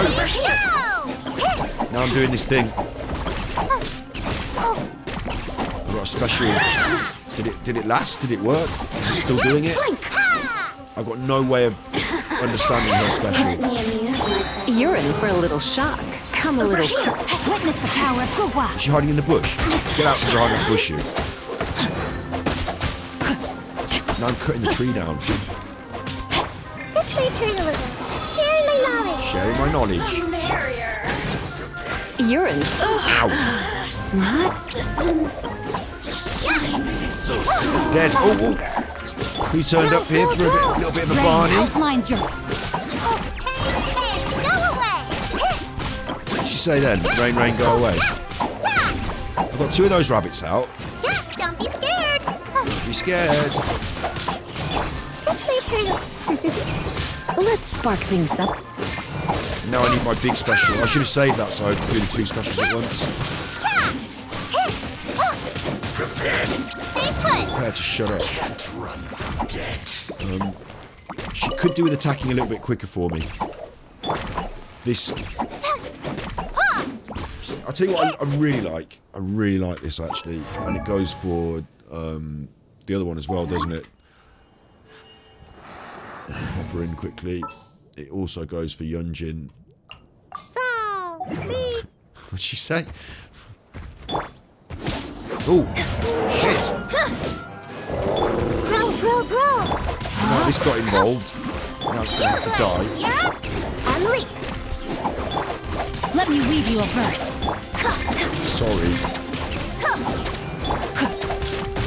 It's running round and round me in circles. Do you think it doesn't want to die? Maybe that was bad. And it looks like there was a homunculus that's just... Oh, there's a homunculus there. I should get that. Or is it down there, in there? What's going on? It's for Tui all round. No! Body and mind. Let's move. Rain outlines your fate. It'll be in there, won't it? It's going to be in there. Oh, I can open it. No, I can't. No escape. Make yourself a hole. Shut up, you. What I'm going to do is I'm going to mark this on the map. I'm just going to leave it. I'm about exploring. I've got Yunjin on. She's not going to have a fight with them. She's got no skills. I was just looking at the attack patterns. I like the way that they sort of spin around and... Am I tripping or can you see up her skirt? You can see right up her skirt.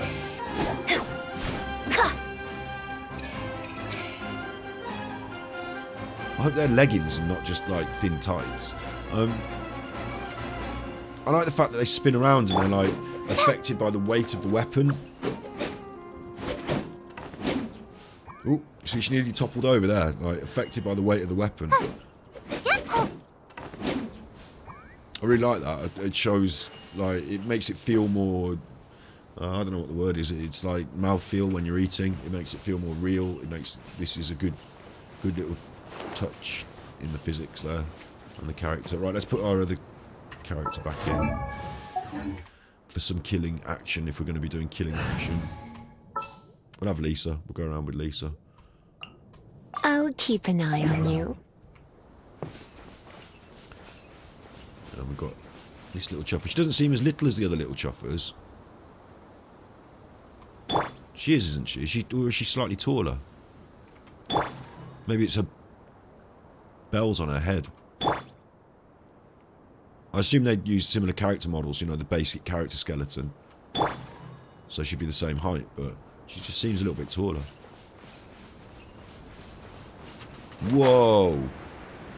Look at this chuffer. Genshin Impact's pretty good, isn't it, really? Look at it. Yes. Yes, man.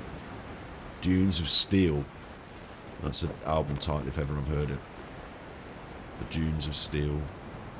There's a chest over here on. Yes, yes. Jeremy Clarkson. Ah! Oosh! Don't be scared. Don't be scared. No, my sword. My sword.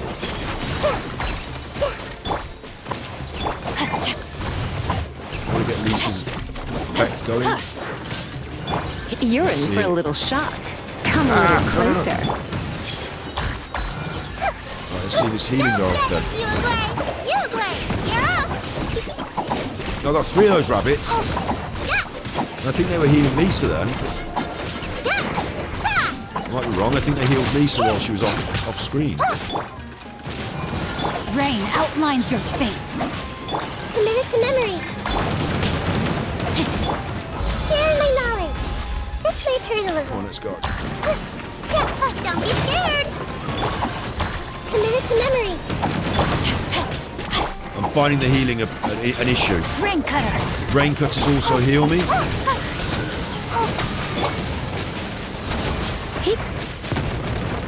You're in for a little shock. Come a little close. Hey! The Temple of Wisdom! Temple of Wisdom. No, my sword. Right, let's do this, Lisa. Try not to enjoy this. Stay put. Let's have a go at this. This should kick right off now with all this going on.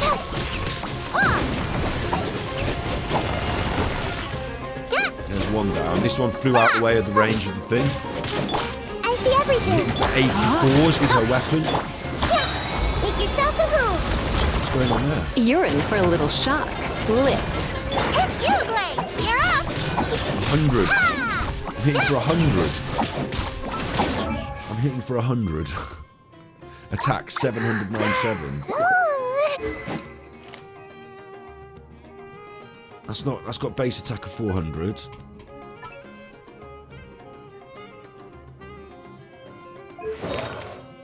Artifacts are not adding a lot, but the burst heals the team. Oh, okay, I like that then. She's actually much better than I thought. I'm not happy with the fact that she's not doing any damage when I'm hitting. We'll see. Whoa, I can't see. Okay, I can see now. Committed to memory. Let me weave you a verse. He hits Rain for about outlines your 3. Come a little closer. I suppose maybe it's because it's this Come a enemy little particularly. closer.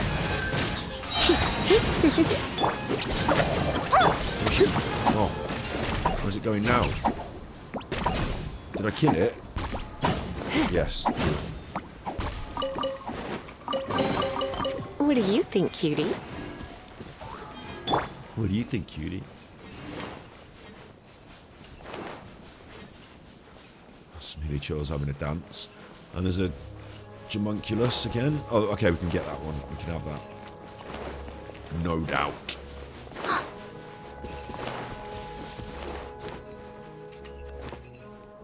Little climbing. I really like her boots. Like, I've been complaining about the footwear for ages, haven't I? And now we're getting some proper footwear on these characters. Like, they almost look like little tiny Timberlands, little orange boots, and then they're covered by like a galoshes, like anklet thing that goes all the way up to her mid calf with fur lining. Not real fur. We don't like real fur, but just like, you know, comfortable lining, little tassels, little bows for a little bit of. Like, you don't need beauty on your boots like that, but you know, a little bit of style on there. She's cool. She's got a very interesting colour scheme as well. The yellows, the oranges. Oh no! Don't fall all the way down.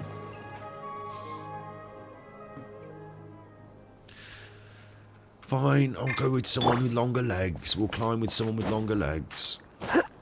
Okay,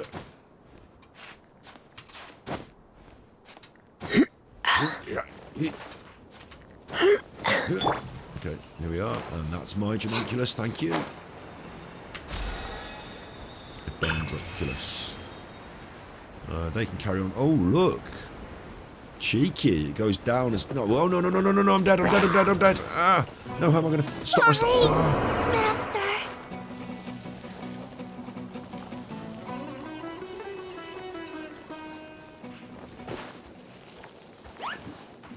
I've got my character, my healer, got her killed. I haven't got a statue to, you know, I need to find a teleporter. There's a teleporter over there. I've got to go for the teleporter, most important thing. Because then we can come back, teleport, you know, do whatever we want, but let's take a photo, of course. Let's have a look at the viewpoint. The Forgotten River, and it does look damn cool.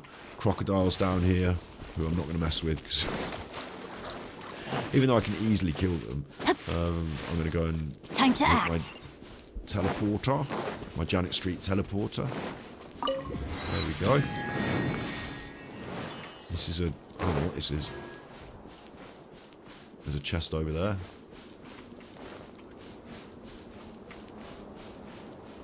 Underground sort of. Oh, look what they've done. That makes sense now. This new icon, the little. They put it here as well.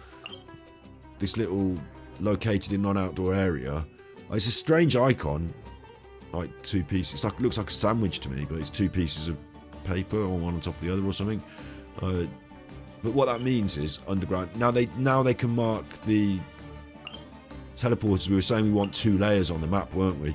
Well, at least we've got 2 layers in the icons, even if you don't see the second. We know that's an underground one. We know that's an underground one. So at least that happens. I'd still like there to be a button over here where I can zoom in and then press the button for underground and overground. You know, I still like that, but it's a step forward.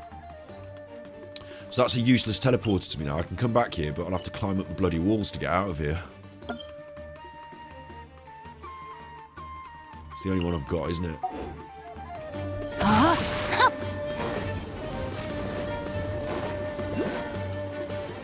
don't want to collect everything right now.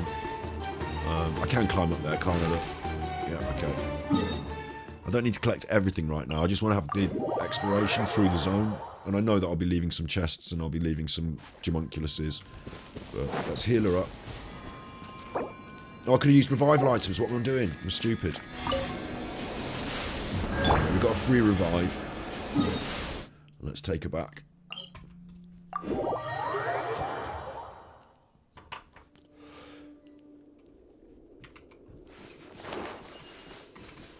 Will it ping me up? No. Why wouldn't you ping me up there, you chuffer? Surely. Make me climb up all the rocks. It's dangerous. It's only little. There you go. Little bunny in the backpack. That's quite cute, isn't it? The bunny in the backpack jigging its little ears. Little Pikachu-esque. Bunny in the backpack. She's like the Sumeru Klee, isn't she, in a way? She's got a lot of the Klees about her. Obviously being little, but that bunny reminds me of the dodo things that Klee throws. So yeah, I didn't ask you about your roles yet. Did you make your roles? You said you skipped this, so did you roll for her at all, or are you just going to skip it entirely? You can see what happens if you don't skip it and you do roll. You get 5-starred. And now I'm set to bad pity. You're going to skip all until Dea. But are we even guaranteed she's a playable character? I mean, I'd love for her to be. I'm surprised Al Haytham's in the game and she's not.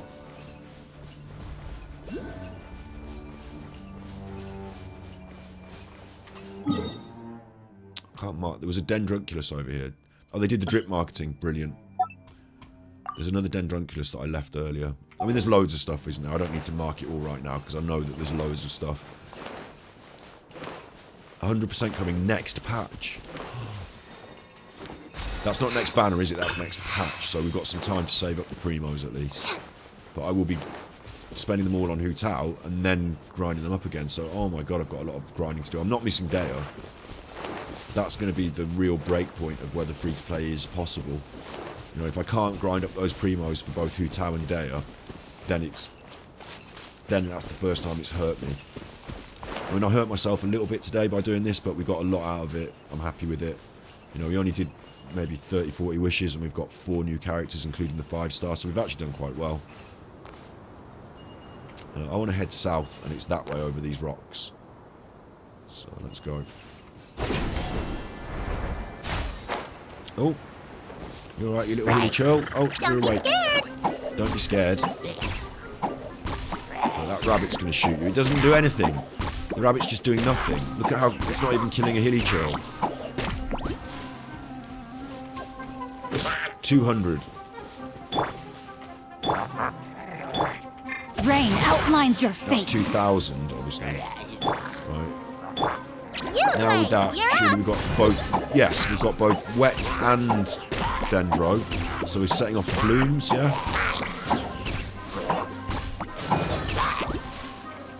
So that was quite useful. 600 for Wet Boy. 400. He's dead. I'm only using him as a punch bag. He's dead. These two are not happy over there. They've seen it. They're coming over. They've seen it. Yeah. Stay put. There you go. Let's spark things up a little. Get in the circle. Circle of death, mate. Get in the circle. Come on. Ja! Look at her doing that. Where's the camera? Lifting a little leggy up. in a way, she reminds me of my dog. Because my dog's little and he's got little leggies. And I thought he might grow a little bit bigger than he did, but he didn't. He's a little chuffer. Little leggies. She reminds me of my dog. This is interesting. Some sort of puzzle. Or maybe it's the answer to a puzzle that I'm going to encounter further down. Or I expect the game wanted me to go this way. And I'm coming at it backwards. So I expect it's probably downstairs puzzle. And then I'll bite. I'll take the flowers on the way up. No worries. Stamina flowers on the way up. Very sensible. I asked for that to be put in the game and they put it in the game. Thanks. It was because of me. You were here. You remember. Who Talon 20, day on 40-ish. 40-ish days. Oh my god, that's not many days, is it? It is going to be a real push. I'll have to get my head around it. I wanted to play Oblivion next week and start that up, but I'm going to be grinding hard for the primos. I'm not going to let the game do what... I'm not going to let the game control me. I'm going to do what I want to do. But I do want those two characters. It might not be that I always have to grind for primos, you know, but it feels like there's a primo grinding coming, doesn't it? Hello? Where's my Dendroculus? It's down here, isn't it? It's under this. So I'm going to need... this. Hey, you chuffers. Witness the power of good. Ready, go! This should be the mess. This should be it. This should be killing everything now. It is. It's working.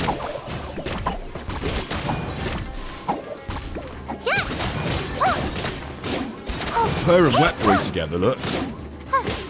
Uruguay, you're up! It's making me think that Candice... Obviously, she's using Candice's weapon here, but Candice can make all attacks water, can't she? And if her attacks are water and she's got that bunny out, then things are starting to rock. She's actually quite effective.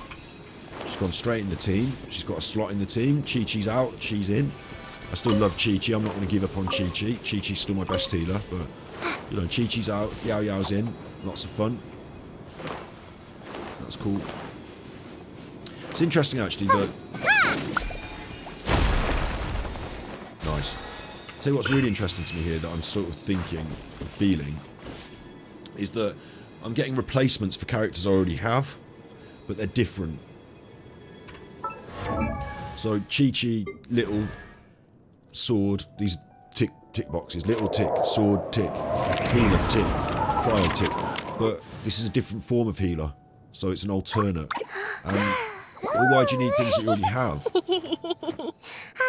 But it's nice to get new things and keep updating and improve. Like, some of them might still be useful and you might still run around with them, but maybe the wider my roster gets, the more interesting it is. I'm certainly happy with the idea of new characters, but there must be, like you would say, oh, I've got so-and-so as my DPS.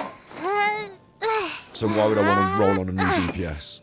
But it's a different DPS, isn't it? It's a different strategy and it's a different approach. And it keeps it new. It keeps it like, okay, I'm doing the same thing now. I'm just building a very similar but different squad with a new person. But it's different. So it's a bit like, it's making me think of how cereals, you know, when you're a kid, you eat breakfast cereal all the time. And, you know, normal breakfast cereal is boring. So, like, this month it's like Frosties, and then next month it's Cocoa Pops, and then Cocoa Pops are putting marshmallows in there as well, and like, you know, they keep updating it, but essentially it's just the same basic cereal, but they keep messing about with it, changing the formula, adding a bit of this, taking away some of that, and you find it interesting and fun. Yeah. Even if it is the same basic cereal, so there's a feel of that to it in a way, like, not in a bad way, you know. You have to repeat some things. It's another little character. It's another polearm character. It's another Dendro character. But it's the mix and the blend and the way it comes through and mixes with your team keeps it feeling fresh. I'm happy. Oh, my tummy's rumbling now. I wasn't intending to do a really long stream today. It came on about 6 o'clock in the UK. It's now about 7 o'clock in the UK. It's approaching my tea time. So let my tummy rumble. I will drink my cup of coffee and my fake can of beer. This is alcohol-free beer. Heineken with the star, but what does it say? 0-0, look. 0-0. So I'm going to be happy sitting here for a bit longer. Absolutely. Let's keep going. We're only at the north part of the desert. I want to head out to about here. I don't know where anything is or what anything is, but I just want to, you know, cover some ground. So, and then we'll come down south and we'll just weave our way across as we go down, you know, to see what's interesting. It might be that we come all the way down south, unlock this, and then go and approach some things that are on the map that look equally interesting. But this is our plan. Are you going to be? Of course you are. Of course you are. Hello. No? Cha cha cha. No? What? Oh. Oh, you are. You are. No surprise to me now. Sharing my knowledge. Sharing my knowledge. You're in for a little shock. You're in for a little shock. She's going to build up her special. Come a little. Don't be such a Ouch. brute. Then I'm going to save it for when Yao Yao's is charged, which is now. So let's have. No, my. Let's get the wet. Oh, okay, we're going all specials. Everyone Ready? hold hands. The temple of 1, wisdom. 2, Try not to enjoy this too 3, much. Don't be scared. 4. Hey, go It's away. dead. Didn't even get to see the power. It's already dead.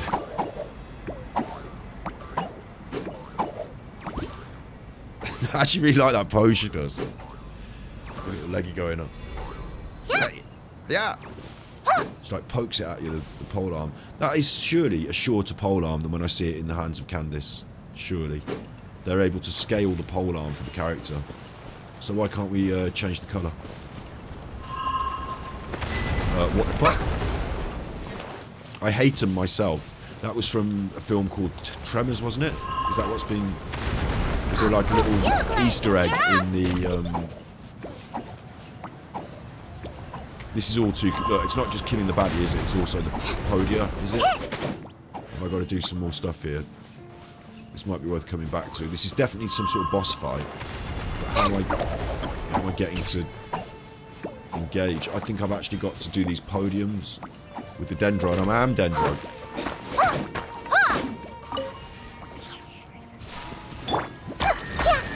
So there's one of them. Can't seem to attack the enemy. Again, I don't need to solve every puzzle here. I just need to see what's interesting and move through the environment. And anything that's offering us immediate primos I will grab, but anything that's a little more complex like this, like what the fuck? They're lighting up. I don't know why they're lighting up and how. And, yeah, I think we'll just leave this area. We'll come back to it. So we know there's something there. But I want to head sort of over this way, don't I? So if I just do that and navigate, I'm that way.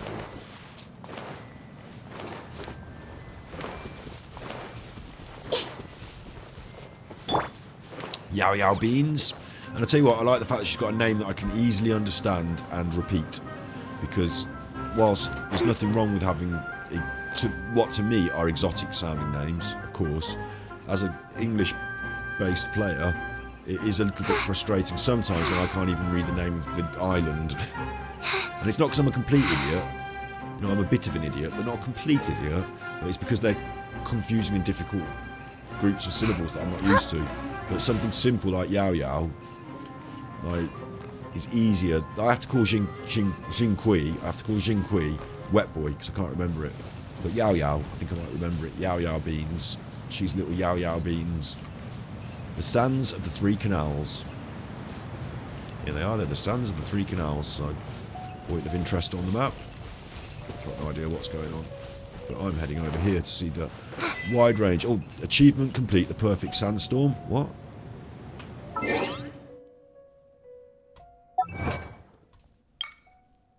We're headed straight into meteorological hell. Claim. Be attacked by that thing. It's free primos. Meteorological. You know, to do with the weather. meteorological. There's a device here or something. Look. Stop attacking me! Running away from that. We'll do these though. We'll do these chuffers. This is an easy, straightforward chest. We're having this. Chest me up. You are not welcome here. No, it's you that's not welcome here, you chuffer. I mean, it is me that's on holiday. You're It's in you for a that's not little welcome shock.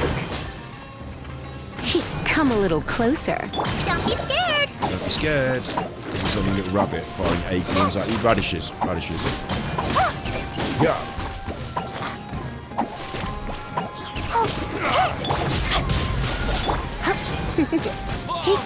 Come a little Walk the closer. jungle. Radishes. Make yourself a home. No, my sword! Let me weave you a verse. I have Let's get some Lisa for you stuff too. on. Let's spark things up a little. You're in for... And we don't get to do a special Don't trouble be instead. scared. No, you're not dead. Okay. Ready, go! There we go. It's not so effective on its own, is it, her special? You need the Come a other little things closer. in play. I'll be back. I can see why they gave Lisa a new costume now as well. It would be really good to have her in green running around here, wouldn't it, with this crew? But I'm not spending any money on that. Even though it does look damn cool. I'll show you what I'm talking about. I mean, this is incredibly cool. That's... I don't even have the character, so I can't buy the costume. A blade embraces its duty. They've As given... a jeweler cherishes their gems. They've given Kamisato Ayaka, they've given her some boots, some proper footwear. She looks a little bit Mary Poppins, but that's cool. And where's Lisa's costume? I thought it'd be in the shop. It's not. That's not her, is it? They've given Lisa a new costume as well, and it's green, haven't they? And it looks really cool. Like her holiday clothes, but she's actually used to... She was trained in the academia. Lisa's will be on her event. Oh, so we might get it, maybe. Might not be the money. But yeah, she was part of the academia. It's free. It's free. Oh, that'd be cool. Oh, look at that rope going up there. That's nice. Little... It's a simple thing, but it looks effective, that does that. Whatever that is. Rope. Whatever. Yeah. Addition to the environment.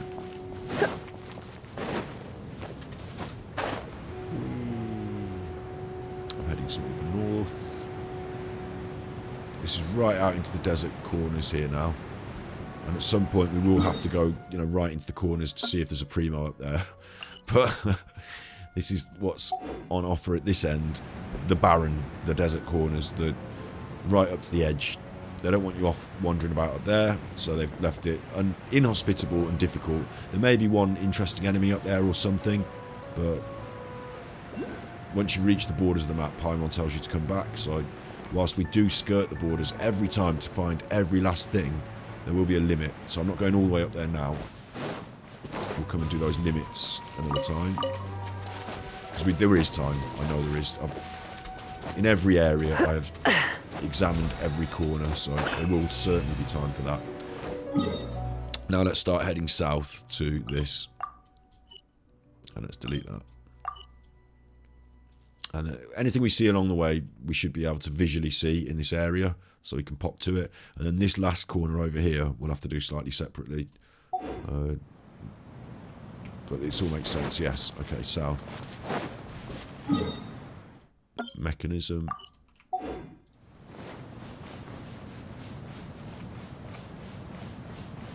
Some mushrooms are having a good time in the desert there. Eggy about me now. There's all these mountains to... It's interesting because the mountains create such a lot of... I think of the desert as being a very flat space. I think of the Egyptian pyramids in the desert as being a very like Sahara flat space, but this mountainous... I'm going to have to go for the homunculus over there. I can see it from here. This mountainous space creates all these extra... Yao Yao. It creates all these extra things, doesn't it?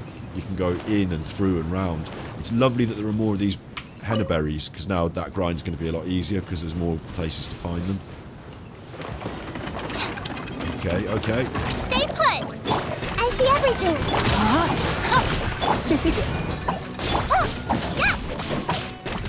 Yeah! It's like a little spinning top when she gets that thing spinning around. Sharing my knowledge! Sharing my knowledge. You're in for a little shock. Try not to enjoy this too much. The character Lisa's very popular. I think so. Do you know what? The truth of the matter is, when you climb up the... I'll kill this and I'll show you. This way hurt a little. Hey, Lisa's got little things growing out of her feet, look. She's got little You're things in growing for a out of her little feet, shock. little green. Have they always been there? They all have it. You're up! Because of my special going on. Witness the power of Gua. I didn't notice that. Yeah. Wow. Grow, grow, grow! Make When I've got this yourself going grow. off, I get little grass growing up under my feet. Surrender and I'll be gentle. Stay put! This will destroy it, though. I've actually now found a balance between the two here. I like that area of effect damage, destroying everything. I like doing the hitting with my swords and running around. There's a nice balance here between the two. We can do a bit of both. Yeah, Lisa is very popular, right? And the truth of the matter is, when these characters are climbing, I always make the joke, don't look up their dress, yeah? But some people do like to look up their dress. And not only do they like to look up their dress, listen to this.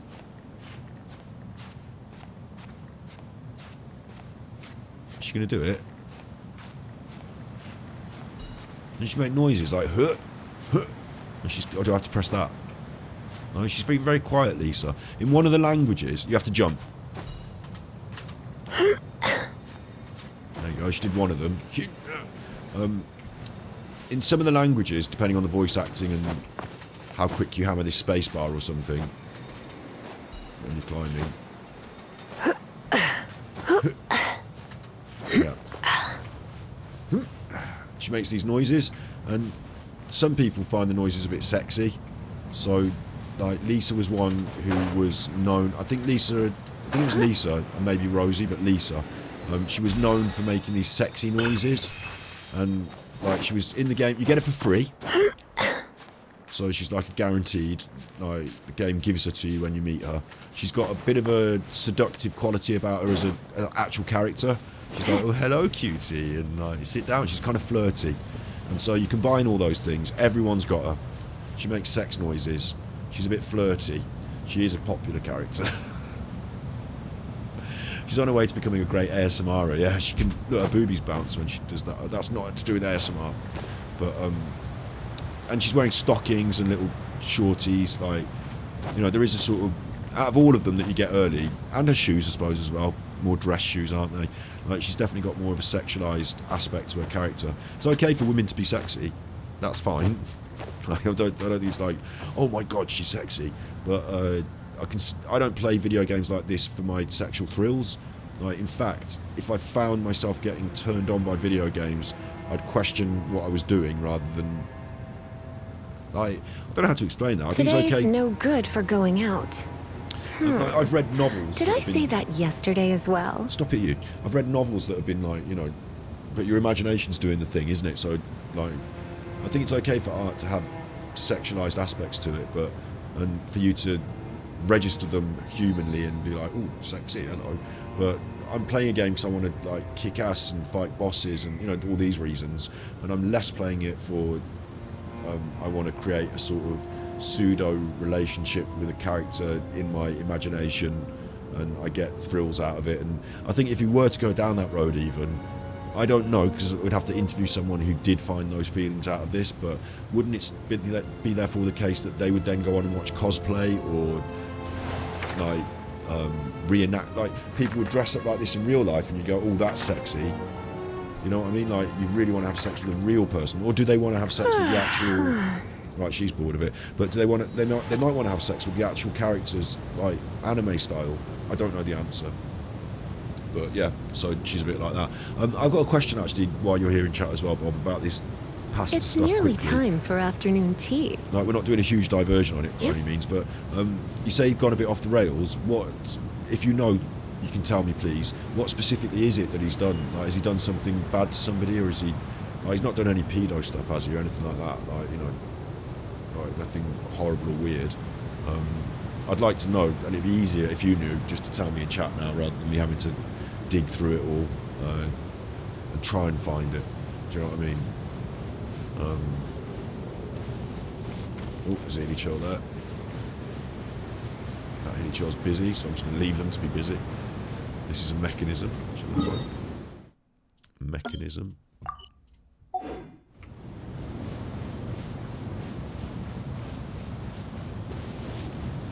More Heelys. And they've got a chest, so they're going to have to die. Sorry. Guarding a chest, are we? Is that your raison d'etre? Is this what you've been doing for like the last 6 weeks? Sat here guarding this chest? I'm sorry, chaps. It's time for nanites. It's time for your nanites. No, my sword! Body and mind. Have that. Everyone hold hands. Don't be scared. Have that. I haven't got any Geo on to deal with this, but we'll still deal with it. Commit it to memory. Ouch! I'm going to deal with it. Come a with little elemental closer. reactions. You're in for a little shock. Come a little Sharing my knowledge. Because You're in magic for a just little goes shock. through shields, doesn't it? I'm assuming.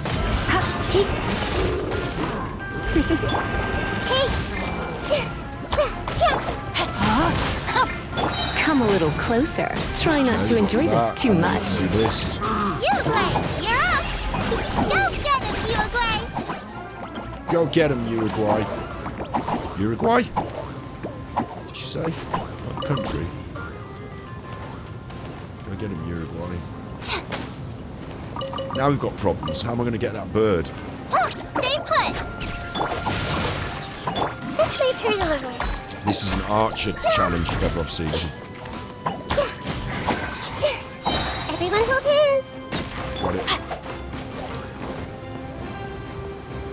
This dude, can I have a go on your crossbow? Make yourselves at home. Commit Do it me to a favour and just shoot that other chopper over there. Yeah. Grow, grow, grow. Ow! Come a Naughty little chopper. closer. Uruguay, you're up. Uruguay, This may you're hurt a little. Yeah. thing is, as well, it'll only heal if you're below 70%, won't it? How am I going to get that chopper? So actually, it's not like I want people healed up to full, but it's no guarantee of being healed up to full. Or everyone's dead and you get your Uruguay out and it starts killing them, Commit it to memory. healing them. You're in for a little shock. Chuff it. You've been a naughty boy. Stop being up there. Chuffer.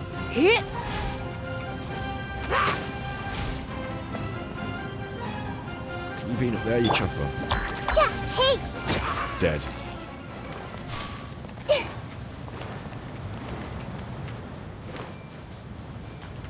Uruguay. You didn't tell me what happens. Maybe you don't want to tell Pack me. It's everything okay, you up don't have nice to. and carefully. Don't Right, drop if anything. it's succinct and you can just tell me in one sentence what the pastor has done and why they've gone off the rails, that would be interesting to me. But you don't have to. It's fine. It's fine, Bob. It's fine. I can always look on a video on the internet or some shit, can't I? In my free time. It's not. I get it that you might not want to be part of a. We're not a hate group trying to, dig through other people's business, so to speak, are we? Oh, there we go. You've said it anyway. Yeah. But that point still remains. I've asked Bob to enlighten me on something rather than like we're gossiping about someone behind their back or anything like that. He said he would sue Phil and he wanted to gather funds, so he was wanting people to super thanks and become members. People were pointing out. What did I say? What did I say? The idea that someone might use their position as the head of a church for their own benefit. And I nearly showed you an example of people who use the church as their own personal bank account and they're driving fast cars. I said that, didn't I, earlier? It's exactly that. He's looking for super thanks and chats, gathering funds. Putting the goal as to sue Phil is something that, we can all get behind, but it's going to cost fucking thousands. So once you've got thousands, then you run off with the thousands. That's the simple plan, isn't it? Someone set him off by pretending to be him and donating to Phil. Past few days he's been uploading lots of videos and making community posts threatening people. Some of the community posts are barely understandable, and that belies this idea that he's not really, like, if you're, the idea of being a spiritual person and presenting yourself as a spiritual person is that other people might assume that you are stable, down to earth, I feel upset or there's something going wrong, call the priest, there'll be a stabilizing influence. But actually it might not be true, mightn't it? And the idea that you wouldn't be into forgiveness and instead vengeance, the opposite, vengeance, that to me seemed a little bit, I was like, right, so you've got into this love, you're into this thing about love and sharing and kindness, but you're not loving and sharing and kind, so what's going on here? It doesn't seem to tie up. That's interesting, that is.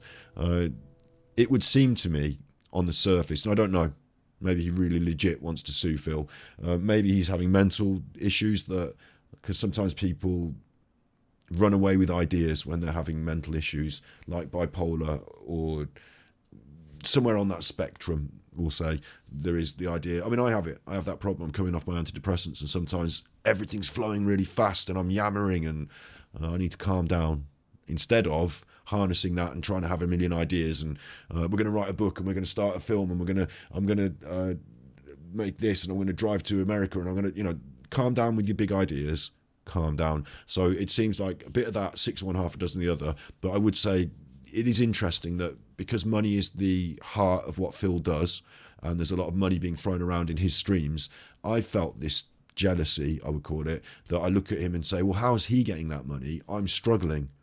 I would think that by being a good chuffer, I deserve it more, but Phil is getting hundreds of dollars a day and I'm not getting hundreds of dollars a day. Should I beg and complain? No. But isn't it? I actually feel it's strange. I'm surprised that that money goes into his pocket and that those people collectively give him that and that they don't give it else. Like, they must be really well off if they can afford to do that with Phil, because I'd be giving it to animal charities instead. I'm saying that, I'm also soliciting donations on the internet myself. I just don't shout about it or go on about it. But so, I think it's okay to pay for content that you value, so maybe people value Phil and his content. Either way, there's a lot of money going around there, and I do see it as being a temptation for any of us, that you might say, I mean, look at it, a different way of looking at it is, that being said, is popular, it's a hub of the community, and people are members there, and they I've super chatted them. I think they're doing good work. If I think it's been good and I can afford it that month, I might super chat them, just like £2.50 or a £5. Right? Nothing huge, I can't afford loads, but I want to show my support. So, there's that. And people might say, I want a slice of that pie, the detractor pie. They might look at it as a market, the detractor market, and say, like he wants super thanks and members and so. I want super thanks and members, not of the detractor pie in general. Like, I'm trying to build a media product. Detraction and that community we are part of, we look at it, but I'm doing Genshin Impact today and I do other stuff. So I like to think I'm casting a broad net and I'm creating quality content with some value and people might want to support it. So that's a general thing, but I think what you're describing about the pastor here, it seems that he's seen a pot of gold, and like whether it's Phil's pot of gold or the detractor's pot of gold, like he's seen these super chats going off and that's become his like if he's asking for it and he's going on about it and talking about suing people and funds, it seems that he's got the devil in his eyes and finance is more important than honor and ethics, doesn't it? And it could easily, we should probably go back and listen to his episode and review it with that in mind, because I could actually, and I've only seen his episode on that being said, but I can categorically state where I lost all respect for the man and understood him to be a charlatan, because he didn't live the beliefs that he ostensibly, good word there, that he ostensibly projects as a pastor. So I don't believe in fake pastors and evangelicals on the internet. I don't believe in people who say, like, I love Jesus and then pass the plate round and then they've got a nice fast car. You see it all over the world. You see a lot of it in America. I just don't believe in them. He said before he was a narcissist before finding religion, so maybe he's relapsed. Yeah, and the idea that you might find religion, and decide to be the biggest chuffer in the church, the leader. What? I've recently come to God, and I've come to love God, and I want to change my ways. So I should be in charge of the church. No. Like, do 10, 20 years in service, and then have someone say to you, you would make a really good pastor, and then go to the seminary in the school and learn about it. Like, yeah. Do some years in service. That's all you need. You don't need to be in charge. So I would say he didn't even relapse. I'd say he'd always been a narcissist. Anyone who wants to be in charge of the church. Another family around my way that we knew, I know someone who was a leader of a church, amongst other things, also a policeman, and did other work. Not settled on one job, but needed a position of power and status. Like when you say, what job are you doing? I could go and work at Tesco. He couldn't. He had to be a policeman or a leader of a church or a leader of power and status. You know, if people are in it for that reason, they're lost. Because you only deride it. Actually, I know I'm but God said, give me the power and the money. Yeah. And I'm glad you're enjoying this bit of conversation as well, Krul, because I don't want to, overburden the Genshin Impact streams with too many distractions. But I've asked for this. I'm interested. Yeah, it's clear that it's not a very ethical religious perspective to be all about the money. But it's strange that institutions like the church become so rich. And this idea about the power and status is that you need, in order to have power, like, I'm going to teach you, I don't know if anyone's listening and needs to hear this. You probably don't. You're probably quite balanced people. But this is a lesson for anyone. I can spell it out in plain English, which is that if you look to a group for your status, and your sense of your own worth and value, or even financial value, all this other stuff that comes along with it. But if you look to a group for your status, you can never be seen, not by the entire group. Maybe you can fool some people some of the time. You can fool all the people some of the time, some people some of the time. But you can never be seen by the real ones who real see real. You can never be seen by the people who have got that. Like, people are people, and you can see through them as much as they try and hide things. So, by the people that can see it and recognise, not everyone does, fine, but you can never be seen by them as a leader, as a person of solid high status, because you're looking to a group for your status. Make sense? You need to be able to be in the forest on your own and value yourself. You need to be on that dog walk on the beach on your own and say, I'm a good person. I'm happy, and I'm strong, and I'm confident, and I'm kind. And that's your status, is knowing that you in your heart are good. It's between you and God. You don't need a vicar, someone with the thing around their neck. You don't need someone with the book and this. It's between you and God. Like, I'm thinking of Snips here. Snips hasn't been... I think she's probably quite busy around this time of year, and is not in stream right now, but might listen to this later. Like, I value Snips. She's been a very strong and avid supporter of my work. There's a financial aspect to that. She tips me. But I value Snips as a good person. That's why I value her, because she's a good person. It doesn't matter how much, like, if she had no money tomorrow and just wanted to be in our streams, like, she's still the same good person, still extremely valuable to me. Like, her ideas, her thoughts, her kindness, that's valuable. And you have that, she has that when she goes for a walk on the beach or when she's on a busy day on the ward. Like, it's easier to get the recognition from your status group, your peers and all that. They can say to you, you've done a good job there. But she knows when she's on the beach walking on a day off that she's done a good job. Like, she knows it. Like, you need that I hope she knows it. I'm telling her. Like, in your heart and between you and God, that's where you derive your status. That's where you derive your power. That's like, you need to be able to push it down, bring it up, work it out. Be calm. Like, in the eye of the storm, be calm. So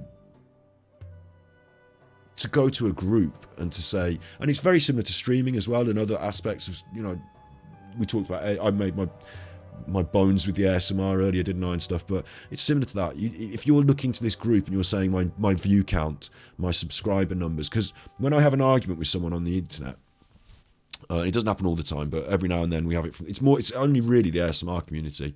But every now and then it happens. Recently it happened that someone put, and I'm not going to bring up all the things, I'm not trying to bitch about old, I'm just trying to make a point here, but someone said, what do you think of my 2 thumbnails? I put the rule of thirds information, like a link to a website, no context, just the rule of thirds. This, I didn't say this can really help you, love you, bye. I just put the rule of thirds, and it could really help them. It's a good example of what to do. And then they solicited that on the internet. They said, what do you think of this? Can you answer me? A couple of other things like that have happened recently. One was about fast tapping ASMR and that. I'd say what I think. They don't like it, so they give me shit. Not the woman I posted on this time. Somebody else, someone random. Who are you to tell her about the rule of thirds, you fucking chuffer? You don't even use them in your own content. I'm like, I do. Irrelevant. And then someone else, right, when they start back and forth and this petty, they get personal. Oh, you're a this, you're a that. I don't care. I'm not at any of these things. You're an idiot. And I'm trying to talk about the rule of thirds. If you want to argue about the ideas and the ideas I'm putting forward, we can argue about them. If you want to call me like, you're too short, you're too ugly, then you're an idiot. Yeah. So one piece, this happened last week, is that somebody clipped a screenshot of my, and I will show this, my Ganji Kid channel, not Firefox today. We're using this today with the frame. In the frame, yeah. So on my Ganji Kid channel, they clipped, what they did was to be mean to me on Twitter, and I'm not going to call anyone to account for this. I'm not, holding anyone's Twitter up and saying it was them, so it doesn't matter to me. But they clipped this page, 29 views on Stray, 25 views on Stray, 36 views on Stray. They clipped that, and they were like, put it as a picture on Twitter, and they laughed, LOOOL, lol. Like, I'm not doing very well. I've got smaller views. So the issue to them is that I'm not valuable, I'm not worth it because my views aren't big. And it's ironic to me because I've got other channels where my views are quite a lot bigger. And I don't spend all the time pandering to that. Bear Friday body language is my best example of this. Is that on my body language channel, my most popular videos got nearly 200,000 views, but I felt like if I were to make this video over and over again and keep working like this, I would end up as like an internet bully, bullying people I don't really care about. So I didn't want to, wasn't happy, so I didn't do that. I didn't pursue the views because my status as an internet bully, or my state, I had high status there on the internet. People were listening to me about Zoella. They're listening to my opinions about Zoella on her advent calendar, agreeing with me in the main. And I didn't, all the comments, no moderation here, leave everything up.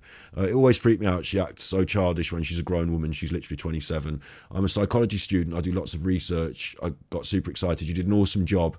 A few things you noticed. She shakes her head and she contradicts her body language. So we're talking about body language and stuff. People aren't hating me here. Like, this is spot on. I read this girl exactly as you have. I agree her carefully. Like, it's nice, isn't it, that they agree with me when they don't know who I am.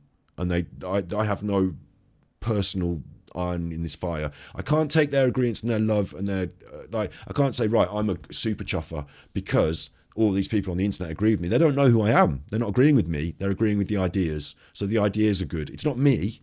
It's ideas.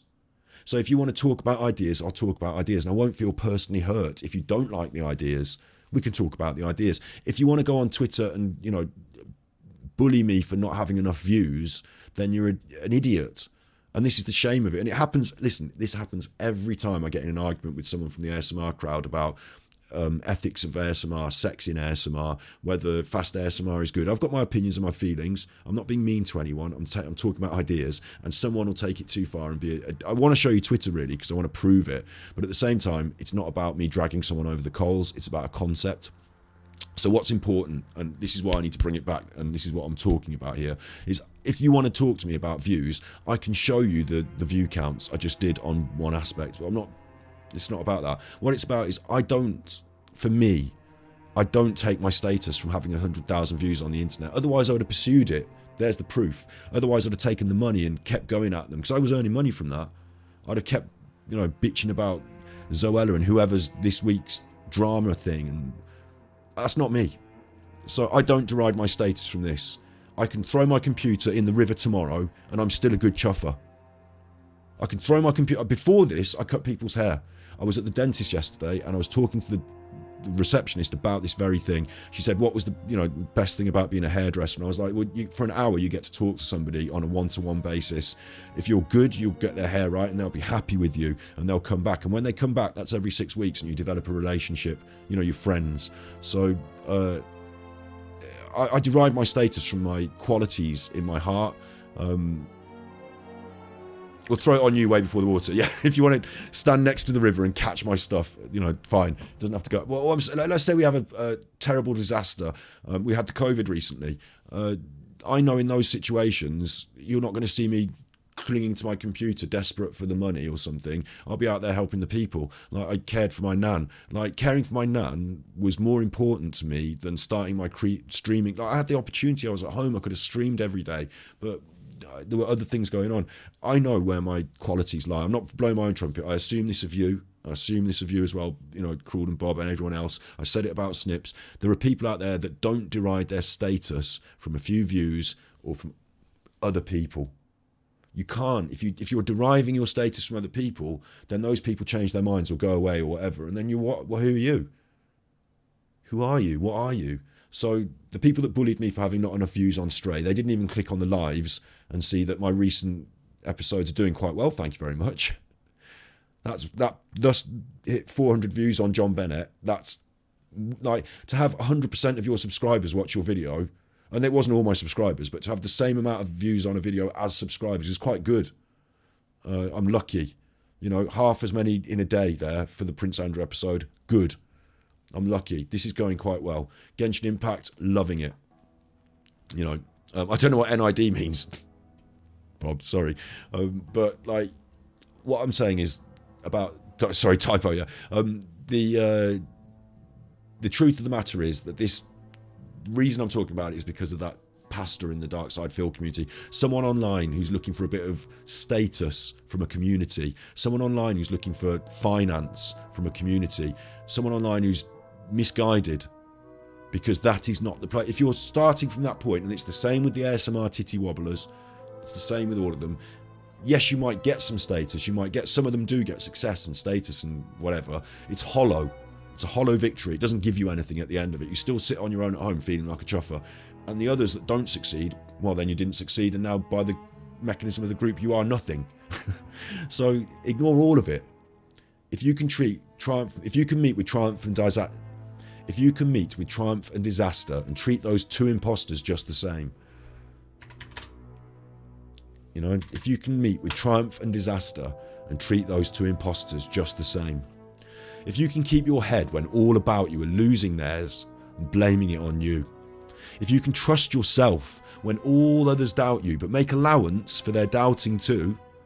If you can wait, but not be tired by waiting. Being lied about, don't deal in lies. Being hated, don't give way to hating. Don't look too good, super chuffer. Don't talk too wise, you clever chuffer. If you can dream, but not make dreams your master. If you can think, but not make thoughts your aims. If you can meet with triumph and disaster, treat those two imposters just the same. They're not real.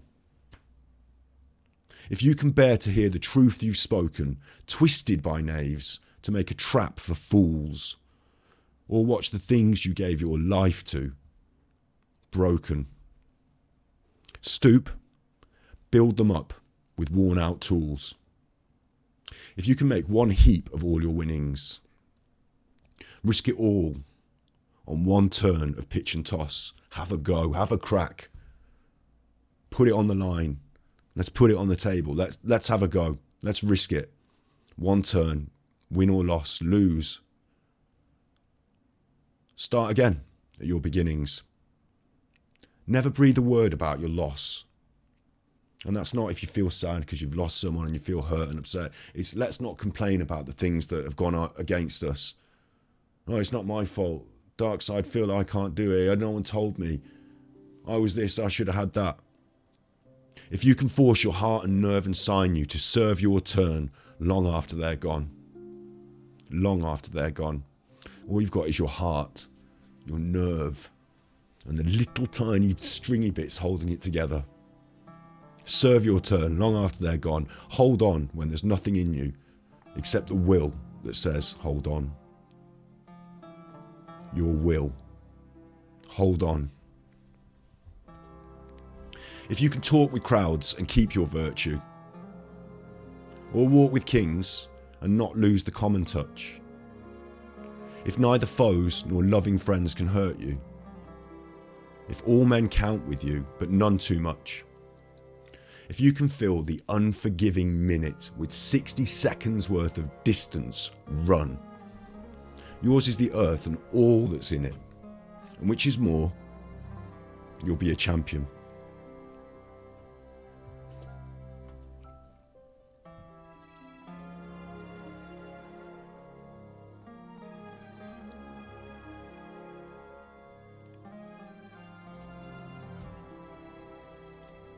That's what it's about. You know, it's about deriding your status from something wider than other people's opinions. Don't be scared. Where'd you get your opinions? Off the telly? Well, go Jerry. Go Jerry. You need to fucking wake up or get lobotomies. Come follow me, I don't get paid. I'm a politic who doesn't lie. I'm regular size, I don't make nicer ride a Clio. I've got a brain that runs double like stereo. I'm villain and a hero rolled into one, so better get a gun. I'm not coming for fun like Sasha Grey. I need to get away again, I need to get away. There's a fire in the city, let it burn in the streets. Throw down their beats and retreat as the kids pissed off with licorice going up at the sweet shop, at the church and McDonald's. Which of these business models will still be in business tomorrow? Ask the tarot. Ask a dragon. Beg with a cup. Fuck for money. See how money fucks you up when you can't get enough and you can't get enough. You can't get it up. You need Viagra for your stamina. So check the rows in Waitrose while you're balancing your chakra with Porsche. It's hard to ignore you when you make so much noise. But action? If you can do the Bart, then you're bad like Michael Jackson. Yeah. Deride your status from something within. Or without, you know, if God's important to you, if you're spiritual in that way, if God's important to you, something without. But don't deride your status from the approval of others, because it's fickle and it will blow away like the wind and you'll be left with nothing. Confused, distraught, angry. Deride your status from within. And when you look within, thanks Bob, thanks Paul. When you look within, and I know I'm talking to you, I trust you are good people. We get to know each other a little bit in chat. I'm not going to round your house having dinner with you, but, you know, you seem like nice people. So maybe it's not you that I need to tell, but deriving your status from within. If you look within and you're not happy, and I have not been. You know, when I was a hairdresser, I did get this, right? When I was a hairdresser, the people from Schwarzkopf would come in once a month and sell me the colours that I need to use to colour people's hair, and I'd buy the equipment that I need to use to do that. And they'd also say, have you seen our new shampoo? We can do a box of these, 6 of these, we'll do them like 80% instead of, you know, you get them cheap, we'll do you a big box of 6, lovely shampoo, and then sell that in your shop and make some money. And I'm like, oh, is it good? And I look into it, and I'm a hairdresser, I'm an expert, and I look into it, and no, it's not that good. It's just like all the different brands, all they're doing is they're trying to upsell products to you. You get your hair coloured, you get your hair cut. You know, you've been in the hairdressers and they're the wax or the gel or the whatever it is, or would you like to, you know, oh, I've been using this styling cream on you today. Would you like to buy it? Bedhead, TG, Schwarzkopf, L'Oreal, Weller, like the list goes on. At the same time, those companies are advertising their own products on the telly and selling them in fucking pharmacies and Boots against me as competition. They expect me to buy from them direct. So they've made the money. Bang, sale made. And then I have to struggle to sell those products to my customers, my clients, my friends, and make an extra £2.50 on a bottle of shampoo. And if I can sell all 6, I've made like £12. So now I'm in the money. £6, 12 here. Let's sell another. Every time I do someone's hair, I'm pushing products onto them. That's shilling. You know, we talk about Phil. That's shilling, yeah? Right? I didn't like that. Knocking the microphone by mistake. I'm just as bad as Phil. I didn't like that. I wouldn't do it. Bottom line, end of. There were a few products in the salon that I thought were cute, thought were fun, thought smelled nice, were good value. There were a few things that I could say I actually use and they're good. I'll sell you them. A new box of 6 shampoos, a new one of these, a new stack of them. I tried to stay away from it. I don't want to be a shill pushing onto people when they trust me. You know, it's wrong. So I felt that. I looked inside. It was one of the reasons my business was struggling, is because I didn't do these things that others did. I hadn't got an extra income stream from this retail. But at the same time, I felt happier not doing it. In the end, I gave up hairdressing entirely. Like, it's okay to look inside and to reassess from time to time, every 5 or 10 years or so, and say, am I doing what I want? Am I living my best, not my best life maybe? It's tough, life's hard, but am I getting what I want out of it? Am I giving what I want into it? A lot of people say they'd love to work with animals, but never do. Never do. A lot of people say that they would love to do some sort of benefit for the homeless, but never do. Like, whatever it is, if you can look inside and say, I'm not happy with everything, that's fine. If you're deriving your status from within and from God and you, if you don't believe in God, fine, it's just you and your ethics. Like, if you don't feel that you're doing the good, you can change that and you can just do the good. You can just do a bit more. It doesn't mean you have to go and give all your possessions away. It doesn't mean you have to go and live in the desert like a monk or anything. You can just do a bit more good and share a bit more love. So looking into yourself, and Steve taught me this a bit. I didn't know there were names for it, but Steve was telling me, Steve of the Dead, the psychologist that we bring on for the show on this, about narcissists need external locus of, like I was saying, status. You know, if something's going wrong, it's somebody else's fault. I couldn't get to work today because the fucking traffic lights were the wrong colour and my people were driving slowly in front of me. Not I didn't leave early enough, but it's everyone else's fault. So sometimes it is everyone else's fault. Sometimes people that like scupper you and things like, I didn't catch COVID on my own, did I? Someone had to transmit that, and I've been very careful about never ever. I don't think I gave COVID to anyone. I don't think I did. But somebody gave it to somebody that gave it to my fucking nan and killed her and gave it to, you know, do you know what I'm saying? So I try to be conscientious and I still get kicked in the balls sometimes, fine. But if you're looking at a locus of control and it's within and it's you, and it doesn't have to destroy you, this. You don't look inside and say, oh, I'm not what I want it to be and I'm going to just give up. No, you do the other thing. You hold on with all your heart and nerve and sinew. You know, you fill the unforgiving minute with 60 seconds worth of distance run. I have bad days. I stay in bed. I can't get out of bed. I feel like depressed when I wake up sometimes. I'm reducing my antidepressant medication. It's normal. I have to fight through it. And it's those fights, that 60 seconds worth, the one that gets me out of bed. Other people might think it's ridiculous what I'm saying, staying in bed till like 11 o'clock, 12 o'clock, 1 o'clock. Like, ridiculous. How can you be fighting? And like, that is the hardest fight for me. So when I do get up, I say, well done today. I know it's late. I know you fucked up. But you got up. You know, you don't. If you're looking within, yes, you can beat yourself up sometimes, and it can be harsh. But don't be harsh on yourself. Look within and improve little incrementals, and you'll get there. And then deriving your status is not. You know, your status is wonderful human being. Do you know what I mean? Like, your status is wonderful human being, and then you've got choices. Like, your status is not like, I have this job, or I'm earning this money, or like, I'm the head of this church, or whatever it is. I'm the captain of the fencing team. That's not your status. Your status is you're a good person. Like, you know, your value, your worth to yourself and to others is on a one-to-one, day-to-day basis when you're helping. Like, I don't go around like Jesus. Don't get me wrong here. You know, I'm not going around like Jesus helping everyone, but if you encounter me in life... lead the way! Follow me! If you encounter me in life and you're not a chuffer, I can be kind. You know, maybe I can be mean sometimes too. I'm not perfect, but if you encounter me, I hope that I can be kind.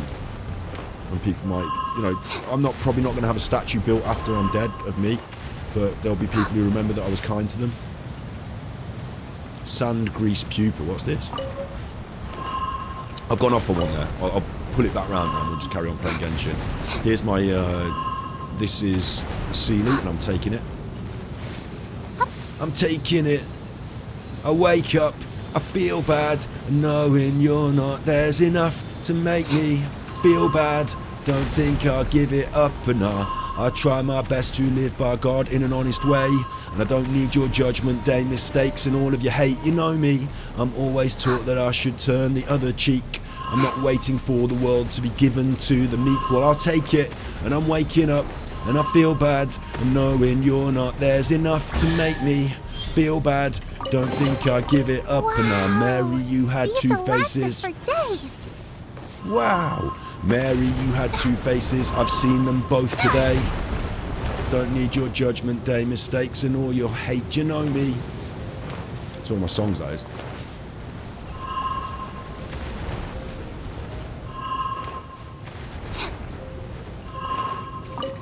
Sand grease pupas are mine. Don't know if we need them or what for, but they're mine. I can see, is that the statue in the distance over there? I'm flying through the heart of the storm now. We're in the sandstorm. Sandstorm. Blowing in my hair, see many colours, and there's many through that's coming through is reds. It's knocking me dead. So I won't be able to see any of the... What I thought we'd do is, as we walk down here... Oh, they're there for Al Haytham. Right. I'm glad I don't need Al Haytham then. Why can't I get up there? Fuck off. Not having any sand maggots. What? I think the storm won't let me up there. I don't have to use sand maggot pupas. So this area is in storm and it won't let me up there. I thought I was going to zigzag across and have a look at some things. It won't let me look at them. It's a bit like the... I like to call it Dragon Spine, but it's not, is it? Is it Dragon Spine Mountain? Dragon Spine it is. Why did I called it a different name before then? Cold Spine or something. Anyway, it's a bit like that, wasn't it? We couldn't go up there. We had to unlock it through the quest. So maybe there's some way. This is obviously out of bounds at the moment. Uruguay, you're up. Uruguay. Healing me. Oh, attacking that. Come a little closer. Blitz. Stupid scorpions.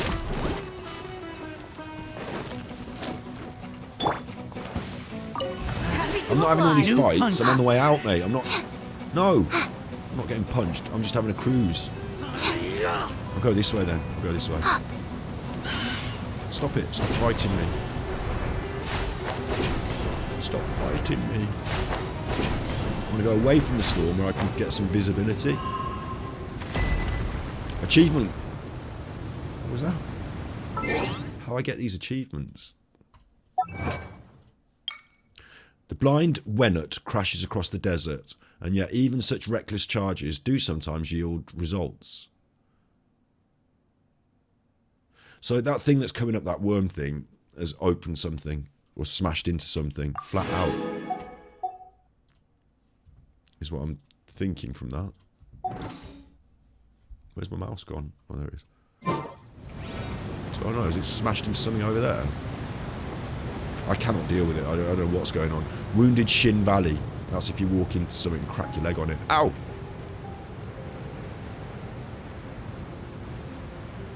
At least the storm's calmer around here. You can see the stuff. Fancy having an extremely beautiful and interesting environment and covering up with a storm so you can't see it. Fog of war. Fog of war. Whee! Look at her running. Whee! She just feels a little bit older than Klee and Nahida to me. She feels just like a little bit more grown up and responsible. I don't know why. Don't know anything about her. She's got her bells going. So she can't be a stealth character. Am I climbing back up the way I came now? What am I doing? No, I'm going this way. Let's have a look where I'm going. Oh, I'm going towards the edge. So yeah, so then we'll come back down round to the statue.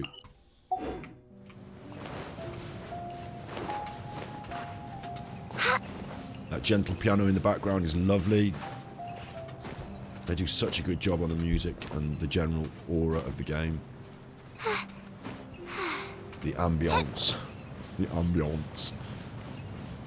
It's good character design. She's Ganyu's assistant, so it's giving off the responsible vibes well. Well, there you go. Ganyu's assistant, the Cocoa Goat. I should have got the Cocoa Goat. Oh, I want the Cocoa Goat more than ever now.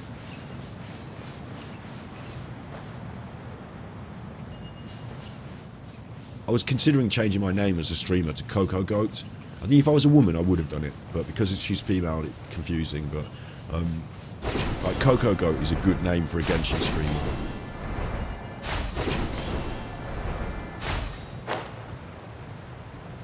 Now, at the moment, my main channel is called Super Chuffer.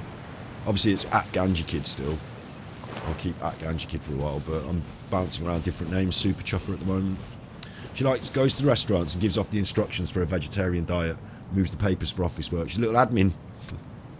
Little assistant. Quite like this pleating on the jacket. We'll do the fashion separately. What those little bow things like. She's cool. It's interesting that they've introduced a new character from Inazuma when you've got all this Sumeru, you know, this is the new area, this is all the new cool stuff, and yet they've decided, right, we'll put an Inazuman character. I know it's got the lantern right, I suppose, hasn't it? It takes place in Inazuma, but what a strange choice to decide to bring in, sorry, Inazuma, Liyue, to bring in a new Liyuean character. Like, to show that love to that area of the world. And they must have had these other characters. Maybe she was in design. I'd love to know. Had she been designed already from early days and just never made it in as a main character? Or have they come up with this idea later and said, why don't we introduce... Why do so many people make such a big deal out of seeking the Adepti? There's Adepti everywhere, isn't there? Aren't there? Grammatically incorrect there. Bit disappointing that she's grammatically incorrect, but... Where's my Homunculus, mate? It's a weird one. Huh. I'm going for that teleporter down there. I have to mark the Homunculus on the map. Bit of trumpets reminding me a little bit of Indiana Jones vibes. And this whole area is very Indiana Jones, isn't it? Very cool. I think there's something of that from my childhood that I like about this whole desert vibe. I mean, that was one of the best Indiana Jones. They were two, weren't they? The one with the aeroplane where he fights the man and the aeroplane chops him up. You're in for a little shock. Let's spark things up a little. Sharing my knowledge. They never come in the circle, though. Come a little closer. Now you're in the circle. Hey, And you're dead. Actually, you are dead. Yeah. Don't be scared. Rain outlines your...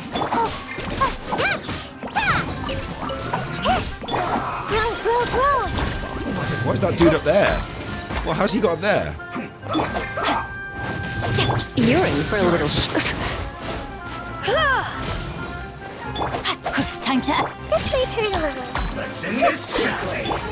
I'm pretty confused now. Like, one of them's gone up there. No, my sword! Don't get it, Uruguay! Uruguay, you're up. It's not called Uruguay, but it is, isn't it? We all know. Witness the power. I see everything. Well, the next one's going to have Venezuela. I'd like to do that as an episode. I'd like to have a look at the Venezuelan situation. Obviously, you know, it's quite pertinent to you in chat there, isn't it, Paul? Committed to memory. I'd quite like to have a look at the... I'm sure there must be some videos on it. You know, do a react. Make yourselves at home. Grow. Come a little News closer. of the world. Oh my. There's a lot to tag here. I don't need to tag to like mark the homunculuses because they're so obviously on the map and there's so many of them. Maybe I'll just accept that I'll find them. Oh, there it is. I found it. Brilliant. I've got more explanation knowledge as well. So much knowledge. A general knowledge could be a soldier. A private knowledge, I come to show you a Sufi who moved me to change up my act. I've been fasting forward and I won't look back. You got killers you can catch like Jack the Ripper. Killers you can't catch like Jack the Ripper, and killers you can catch and give back like Corona. Well, Billy Elliot can be a ballerina while millions of kids get killed in Syria, and I'm looking at the man in the mirror going to make a change. Was it just me, right? I'm going to go and get that Homunculus. I can't help it. I'm going to go and get it. It's off there. Jump off here. It's off over there. It's a Homunculus. I'm having it. Was it just me, or when I grew up, was there more emphasis on you know, ethics. I mean, these days you've got a lot of these Avenger movies. Like when I was young, it was goodies and baddies, you know, like cowboys and Indians. Not that there's anything wrong with being Native American, but you know what I mean? It was goodies and baddies, cops and robbers, and there were the baddies and there were the goodies. And I think media over the years has tried to, for good reason, for story and characterization, all that, has tried to blur those lines a little bit. Sometimes, like with the Joker is an excellent example, the Joker films, where the baddies and the goodies and the heroes and the anti-heroes and Batman himself, who is good? Who do you trust? And that's a good theme for a film. It makes it an interesting film. But for young people growing up and watching it, do they know who the goodies and the baddies are and that they're supposed to be goodies? Like, are they sure about this? Because when I was growing up, I wanted to be in the A-team, and the A-team were the goodies, and that was that. Yeah? No messing about. Where's this homunculus? And I wonder whether maybe it's that. I was taught religiously at school, like, you know, they taught us about Jesus and stuff like that. Now, I didn't go big on Jesus in my later life, but it's the same sort of framework. Love thy neighbour. You know, I remember I had a little, like I'll call it a minor. Okay, I'm going back for the homunculus after I just grabbed that. That needs to be over here. The CD. I was in primary school and I had a like, minor falling out with somebody in my class, and I said something that hurt them, like their father had died, and I said, you're only doing this because your dad's dead or something like that, which is really terrible, but I was like 9 years old, yeah, and my friend was upset, and obviously with good reason, ended up going to the headmaster and having to talk about it, and I said I was sorry and all that, but like, it wasn't just that I said I was sorry and didn't care, it's that like to this day, that is somebody that I love and respect, and I made them feel sad and I didn't want to. And I didn't realise it would make them feel that sad. I thought I was sort of like stating more of a fact, but obviously it's very personal to them, and it was a stressful situation. Anyway, like you learn when you're young about the goodies Here and the baddies and I who packed you it are. all into a bag for Don't you. And I just wonder, maybe it was because I watched the A-Team or Indiana Jones or whatever. Oh, look at her wings, hang on.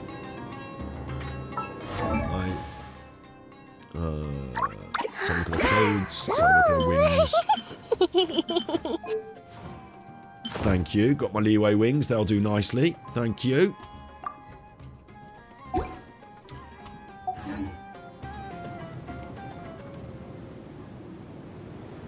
There's a point where many just give up, there's nothing to push, you turn the tables, too many making weak people. You're talking about Venezuela there, yeah? It folds into this in a little way, doesn't it? Like, because bad people fucked some stuff up there, didn't they? Just to, you know, say it in a very simple way. Or maybe it was just, it went wrong. I don't know enough, I'll have to investigate. But I feel that when I grew up, there was a lot of media, and it reinforced what I was being told by my adults, my elders and wisers, with the religious aspect. Then there was the fact that my dad had a very strict sense of duty, nobility, not like I'm some prince, but like, you know, do the noble thing, do the right thing, hold the door open for women, never hit your sister, you know, you're a man so you should look after the members of your family, like, which now might be tired sexism, but you know, there was this sense of duty involved, and then a sense of discipline. You couple that with watching Indiana Jones be the hero, you know, being the, you know, Star Wars and Luke Skywalker was the hero, was a goodie. And I just wonder, honestly I wonder whether this still transcends all aspects of an upbringing these days, where the kids just grow up to think, right, because without that, okay, religion, you know, we're not so religious these days, we have a more secular society. So you might just say, well, God doesn't exist, I don't have to do anything, I don't care if I steal. The only difference between good and bad with stealing is like objective. Sorry, subjective, it's not objective. Like, I feel good, they feel bad, the end. Right, so stealing is fine, as long as I don't feel guilty. But that's a godless way to look at it. But it doesn't make it right, it doesn't mean it's good, because other people feel bad doesn't mean that you don't care. Like, even without God, even without that sense of spirituality, you can still be an ethically good person. Maybe more so, because you decide on those ethics through choice rather than definition by religion. But I understand that we have a more secular society. What I don't understand is why everyone seems to be such a chuffer these days. Hey! Sucker for a punch. Looking for trouble? That's my little speech. Surrender in... Don't be scared. Don't be scared. Melted. I mean, partly Lisa and her special, but also partly this chopper. Go away. Melting them, look. Go on. Stay put. Threw that one Rain on outlines the, your fate. on the box. You're in for a little shock. Let me read you a verse. Committed to memory. On the rock. Yeah. Uruguay, you're up. Uruguay, you're up. And I'll just leave that one there to kill it. And it'll kill it by the time I pick up that stuff. Yes, thanks. Arnold Schwarzenegger there. I'll be back. Here you go. I packed There you it go. all into a bag for you. Packed it all into a bag for you. Stole my lunch. There's a viewpoint. The palace abandoned by the gods. Ironic that I was talking about secularization of society in a palace abandoned by the gods, but I was. So there you go. And now I can't get back up on there. Fuck. I fell off and I can't get back up. And my chest. It's my chest, mate. Oh, I got the chest, didn't I? We got the chest. And we didn't kill the sumpter beast, look. So that's good. This was what I wanted. There's loads of homunculi all over the place around here. Right, how do I get from here to here? That one we took, but there's loads around here as well, so I'll have to just come back. Because I'm going down this way now. Lovely strings in the background. Nice deep cello.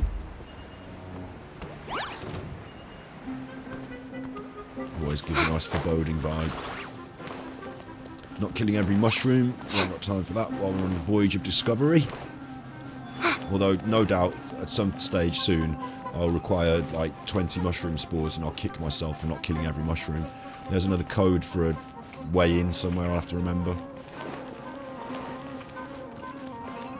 It's interesting that by creating these valleys, they've funneled us, and you know, you're going to be running. I'm not going to be climbing up all the rocks. It's easier to run through the valley, so they kind of funnel you in that traditional Call of Duty gameplay sense.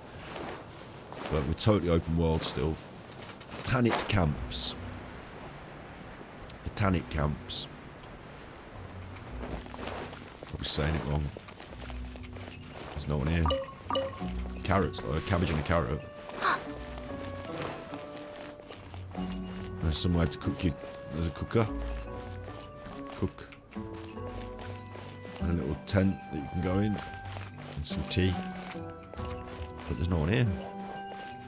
There's no one at the Tanit camps. Lots of tingers. Pingers and tingers. Where's all the people? Oh, hello. There's that chuffer again. Well, there's some people. We're not having a fight. Are we good people? I see everything. Might be good people. They're not talking to me, though. My feeling on it is maybe they're not talking to me because I haven't unlocked the Tanit camps properly from the right side. These two have both got headaches. She got a headache.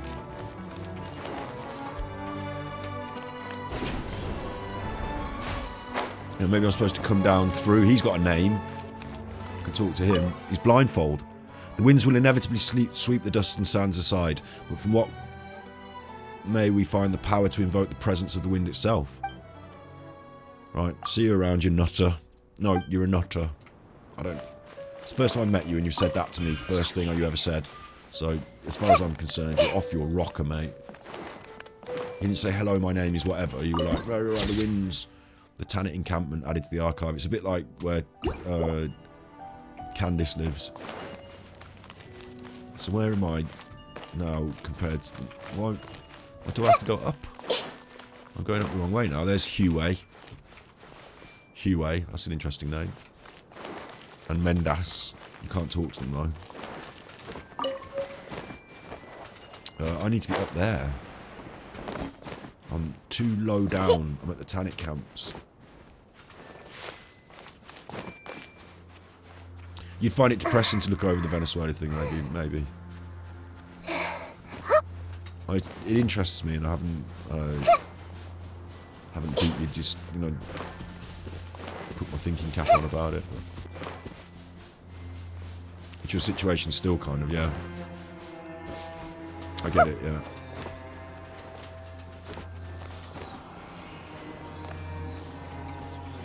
Maybe we leave it for a bit then, and we look back, you know, whenever you feel comfortable doing it. Because I don't, you know, I'm not like, you know, I don't need to. It's not breaking news, is it? That I need to suddenly cover. It's just I was interested, and I thought if I was doing it, I might talk about it. Like, yeah. As that interesting variety of content circles around on our streams, I bring interesting, different views of the world to people around the world. It might be interesting. The world opens itself up before those with noble hearts. This, you take things for granted when you play Genshin Impact, and I don't take this for granted when it says it to me. You know, you just get used to it, but this is, like, it's an ethical statement, and maybe this is one of the reasons why certain aspects of this game resonate with me so much. Other games, yeah, you're a hero, there's the baddies, you're killing the devil in Diablo, and you're a goodie, but, like, good chuffers.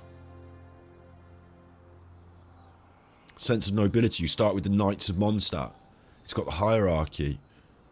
You're the heroes, you're the goodies, you're the Knights of Mondstadt, gliding champions. And the more you work through it, the more you discover about these archons and the history and stuff. But there's a clear divide between good and bad, aren't there? And I'm clearly on the side of the goodies. I've even said, if that's a Fatui, like Child, I'm not interested in having them in my team. The Traveller just helps everyone. It's not for glory, we help because it's the good thing to do. That's true as well, that's a very good point. I've got my own personal quest that I'm on to find my twin, and yet I'm constantly burgeoning, one of their words, myself with the worries of others. But it's not a burden, it's the enjoyment and the love of the game, and through it you meet all the people and help and touch lives and be part of the life. The world opens itself, whoa, opens itself up before those with noble hearts. It is a mountain, Mount Damavand, and just like I said, it mirrors. I like it when they do something like that. Mirroring is quite a clever thing to do. Like on one side of the map and t'other, from Dragonspine all the way across Leeway to the desert, but it's a mirror of the same concept, isn't it? That you can't get up there. It's its own space. Excuse me. Once we've unlocked whatever it is we need to unlock, we will eventually get up there, I'm sure. All these roads and winding paths around the back, all the different levels that are created, and they know about how to do that now. Get under it, get over it, get around it. So if I'd have unlocked this first, I wouldn't have thought that was that interesting. Where would I have said we should go? Maybe over there to look at the thing, but I would have missed that bird up there. I would have missed this round here and the valley, and it's not as interesting on the map as it is in the actual environment. But now I can see all these to go and tag, so that's on my list of things to do. There's a new enemy, Setek Wenet. We'll go there and have a look now. That's what's in that corner that we didn't unlock yet. You know, we haven't wandered around there, so we'll go and have a look now. And I think we'll wander from Old Varanara, we'll follow the road down, and we'll come this way. And if we can't get up there easily, then we'll come this way from Eye of the Sands, but I think this will be interesting. Teleport is disabled.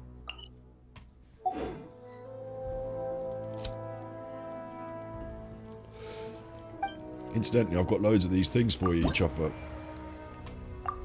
8. It's on the way, though.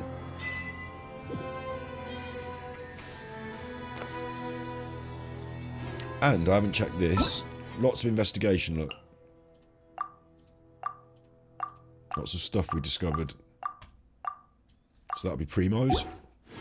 Because we're now on the grind. Even 7 will count. Every little counts. So we're now going to teleport to here. Old Varanara.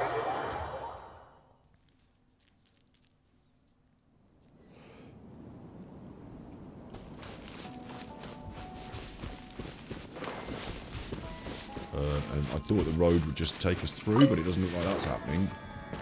I have to climb up the chopper.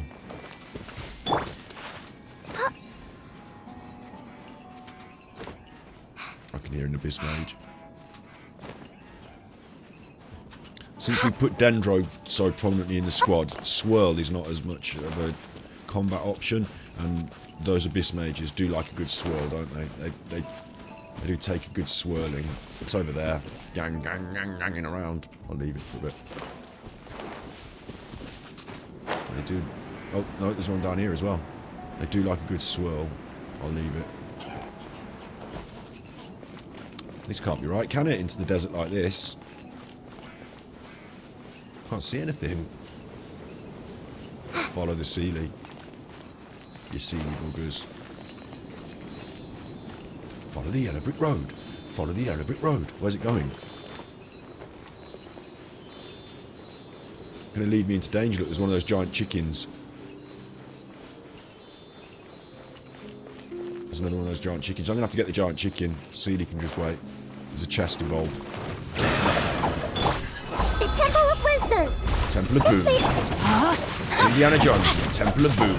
You're in for a little shock. Come a little closer. Come on, Lisa, charge. Good. Don't get it, you Oh, I missed Lisa's special. Don't be scared. Oh, well.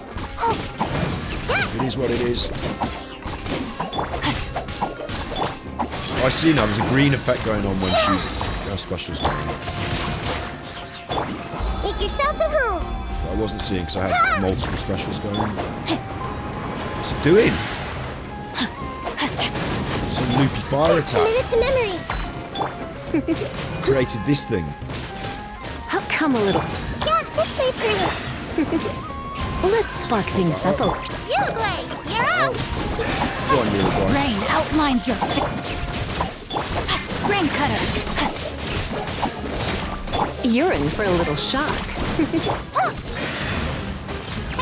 Cow! There we go. Don't be scared.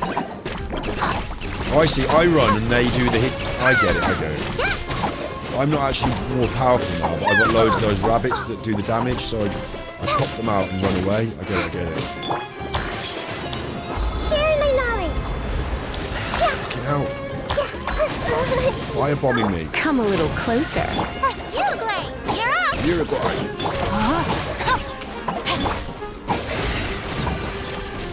Go. Martyred skulls and desiccated shells. They're all a bit grim, all the things you get from that. But it's pretty stuff. Pretty stuff. We're definitely supposed to be coming this way, though. Look, this is the correct route for the Sealy, so they do expect you to maybe have a little wander down this road. So we can therefore expect to be encountering 2 or 3 more chests, probably a group of Emirates with their chest, and look, there's some cooking that's going to draw our attention over there. This will be the Emirates then, maybe. And then there might be one with, like, some of those triangle dudes, or a more elemental, natural enemy involved. You are not welcome here. Didn't hit him at all then. Stay put. Hiding under here now. You're in for a little shock. Try not to enjoy this too much. Uruguay, you're up. Ready, go.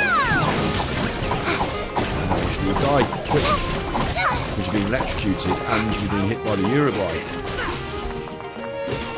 If I only had the water effect on as well. Let me weed you up. Now you're testing my patience. Gotcha. All those blooms are kicking off proper.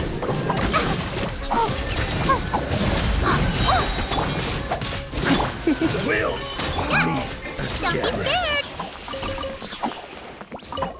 Everyone dead? Everyone dead. And actually, it's kind of nice to have a special that you want to pop after you finish, like the healing. Where's my chest? No. The healing's good that... Pack everything up nice and carefully. Don't drop anything. Don't drop anything.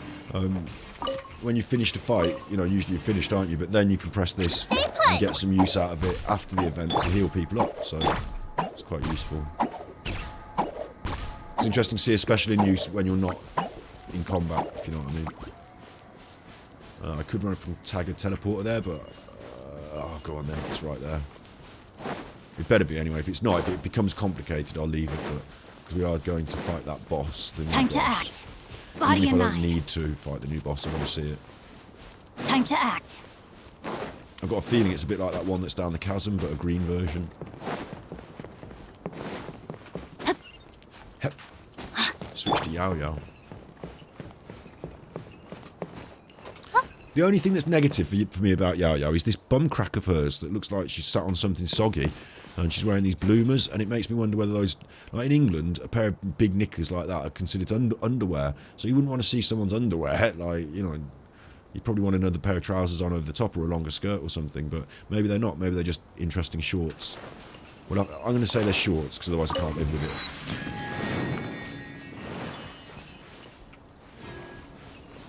Primos. Thank you. Where am I going? I'm going down here. Not that teleporter, but going down there. The Wennet, whatever. That's where we're going.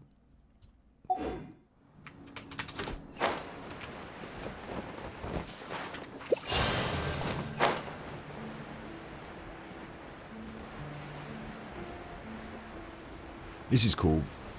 You know, knowing that there's a teleporter there and that you're going to travel this direction, seeing those pyramids in the background like that, I think if you spend some time in a space and just design the frame well, you're halfway there, and more than halfway there here. It just looks extraordinary, doesn't it? Like, you consider the sand levels of other games, because there have been a few. And I didn't play Assassin's Creed, so I guess it's an unfair comparison, but, you know, coming all the way from, like, sinking sand in Mario to this, it's pretty big.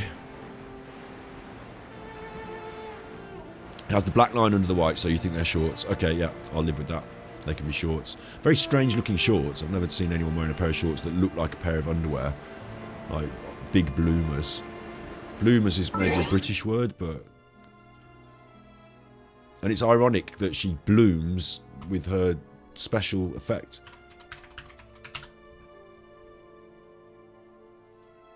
Spell it right. Bloomers. We don't wear them anymore. Like, nobody's wearing them these days. But they were underwear that had, like, big white and then frilly at the edges. Like, it's the sort of thing that Victorian people would have worn. Or,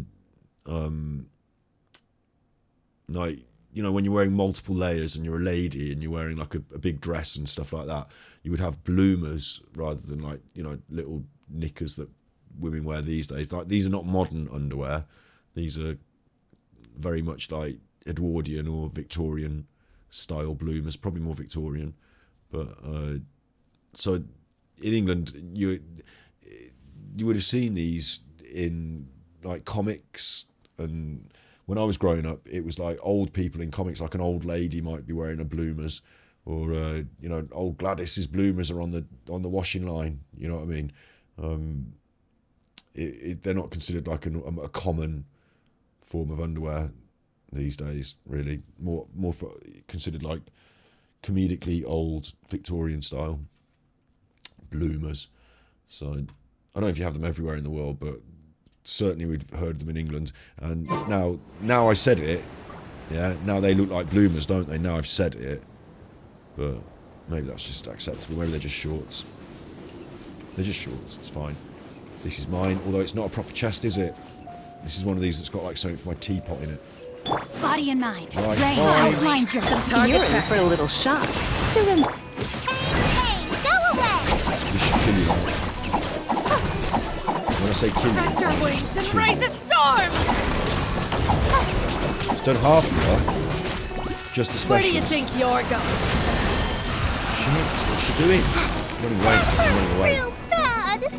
That hurt real bad. Oh, bless. Don't be scared!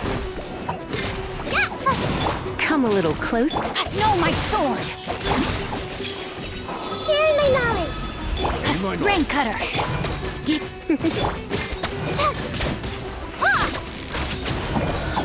Well, got you in a corner.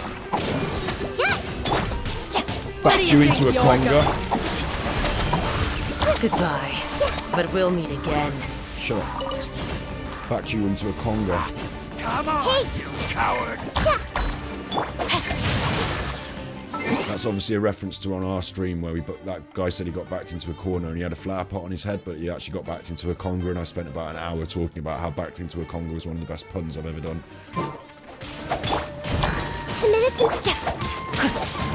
You're in for a little shock. You're in for a little shock. Come a little You closer. won this one. You're in for a little shock. Like, go for a wee-wee for a little shock. Like, urine. Urine. My. Pee-pee. Oh, I need that. Let's pick that up. I don't know why I picked them up, sacred seals, but I picked them all up. They're mine. I pick every one of them up. So we've done alright there. I can't remember what happened then, really. I can't remember what came out the chest for some reason. That's just me. My problems. Can't remember what came out of the chest. It's no problem, is it? Just forget it. I think it was something for my teapot, but I didn't pay attention. Yow yow beans.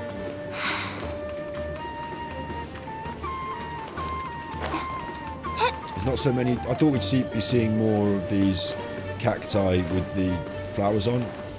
I'm not seeing so many flowers as I hoped I would through this trek through the desert. Thought it would have come out with at least 20. So that's a disappointment, but it is what it is. There's a lot of crystals around, which there's not so many of those around elsewhere. Here we go, look. There's a big chuffer. We'll take that. Oh, we're going back. Going back the way we came. What the fuck? A small atmospheric vortex. Such local anomaly atmospheric conditions obstruct my progress. It's said that the ancient jinn have the power to quell such weather, so I can destroy that with one of my elemental effects, I'm guessing. There's a chest up there as well, look. Go on then, we'll follow the Sealy, we'll take the chest up here. Oh no, over here now. I wish it could make up its mind. There's loads of things that you can see in the distance that are like chests locked up. Wow. You can fall off there, These look. will last us for days. Dangerous, they should put a sign up. Caution. Long drop.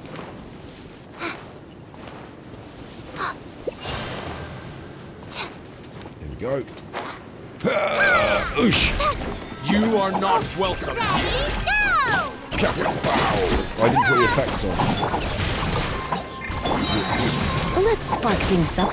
Now we're ready for you, Yao Yao. Sorry, I messed it up.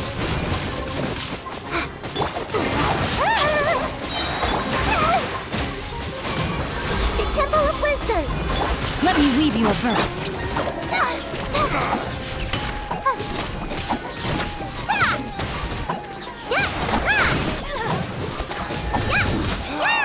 She needs a special weapon. I'll explain. Yeah, stay put.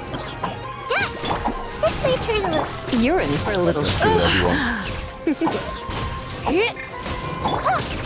Hey, go away. Ha! Yeah, you Glade, you're up. Yeah. Ha! Share my knowledge. Come a little closer. Surrender and I'll... Yeah, don't be scared. Hooray! Pack everything up nice and carefully. Don't drop anything.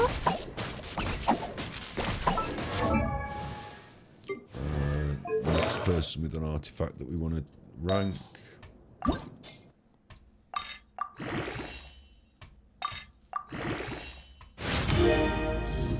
Obviously, we can't leave it on level 13, can we?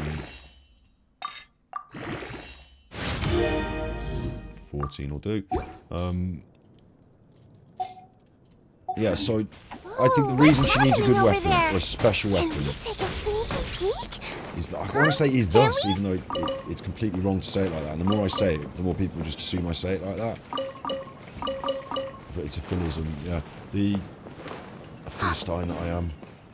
The reason that I think she should have a special weapon is when you get those moves going together, you pop out her final special move, and she has these little Stay put. beanie babies popping out and firing off their rabbit things, yeah, their radishes.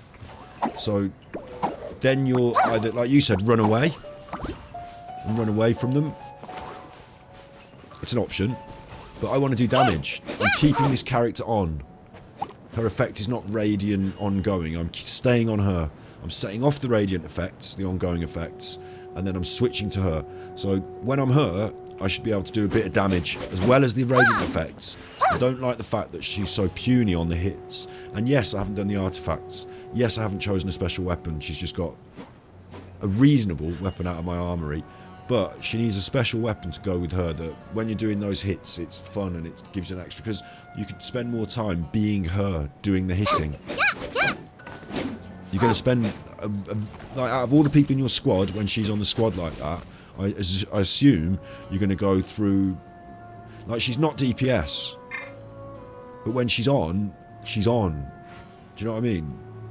So I assume you're going to go through to get to her quite often. Oh look, she's got a little green cross on her, like a little healer cross. Ah, she's a little nursey, isn't she? Got a little healer cross, she's a little doctor. Yeah, I assume you're going to have her on as a character and you're going to do a bit of hitting. So it'd be nice if it came with some extra super interesting, you know, cool weapon. Obviously, spend money, get the extra stuff maybe, but I'm not prepared to do that. So we're going to have to find a way of getting her a good weapon somehow. Body and no, my sword. Watch out. Wolf's giant Come chopper. a little closer.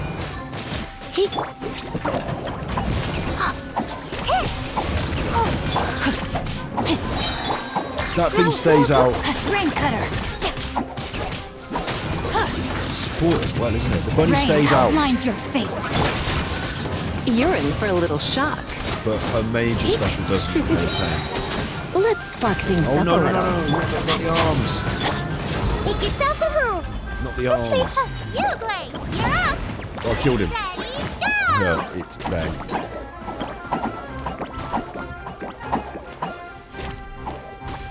This birdie's come for some. Yeah. Committed to memory.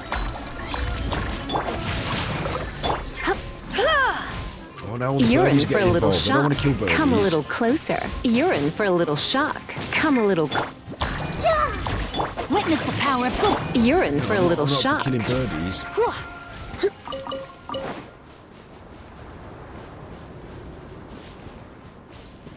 Let's get to the boss. Do we even... Yeah, we go for a boss kill now, don't we? We have a bit... Let's see if we can hit that teleporter, which I presume is above it, higher up. And then let's have a crack at it. Or the other way around, we might have a crack at it and then hit the teleporter if we have to. There's the teleporter over there, I can hit that. Wait, what's going on? Why are there two? There's one... Yeah, that's it.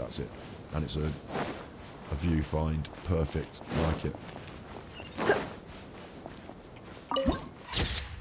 Just looks the same as the rest of the desert, to be honest. Teleporter. Don't even know her. Okay, so I can take that as a moment to pause. We're going to go and try and fight that boss. And there's another chest over there. Do I have to pause? I had something in my mind that I wanted to say and I've forgotten it, so... This will be the last two things we do now. We'll do this and do that, and then I'll knock it on the head for a bit. It's not a huge grinder tonight. It's an exciter. We'll have a look through some of our new characters and bits and pieces as well. You've been a naughty. No, my sword. Don't be scared.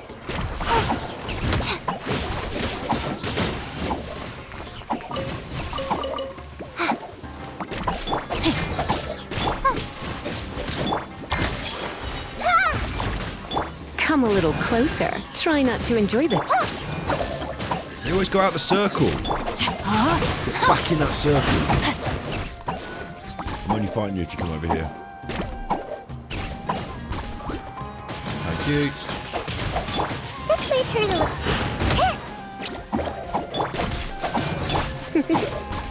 Come a little closer. Come a little closer. Dead. And then what will this be? Like a hat for my teapot. Tea cozy. No pain. A detailed no step-by-step gain. blueprint for making a tent.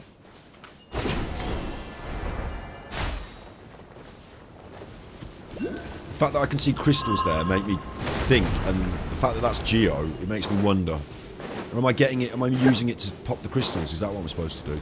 Come and get me here. Get me here.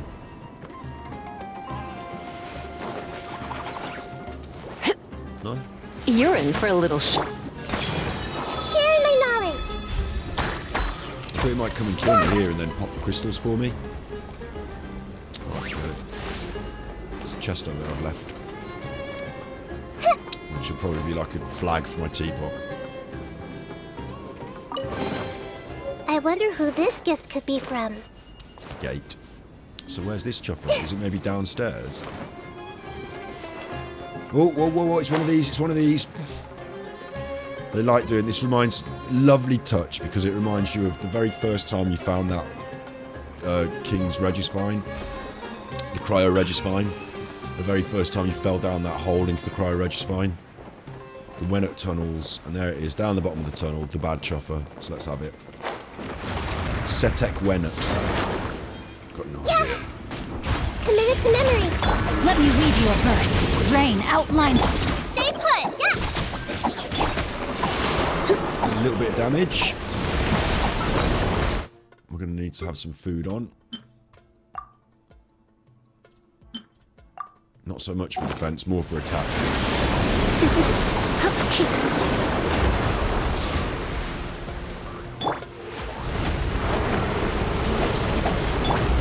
You're in for a little Do I shock. get to hit it? Everyone hold hands. Come a little closer. It's hiding underground, that's a waste of time. Bloody hell. It is reminiscent of that. It's reminiscent of that one in the Castle bit, but it's different. And it's got this annoying habit of being underground. So it's reducing the amount of time you can spend in the fight, making it take longer. You're in for a little shock. Let's I spark might not things have up to a grind this little. right now, but, you know, knowing that you have to grind these things, This way turn a little. The Temple of it's giving me a Wisdom. very big window of opportunity to get my attacks in. Use specific elemental types to trigger swirl reactions within the bullets to decrease its... He come a little. You Blade. It's too much for me. Too much for me now. I'll have to learn that somehow. Is this an Animo enemy then? Grow, grow, grow. An Animo worm under the ground of the desert that does Time to geo-attacks. What's going on? What even is happening? You're in for a little shock.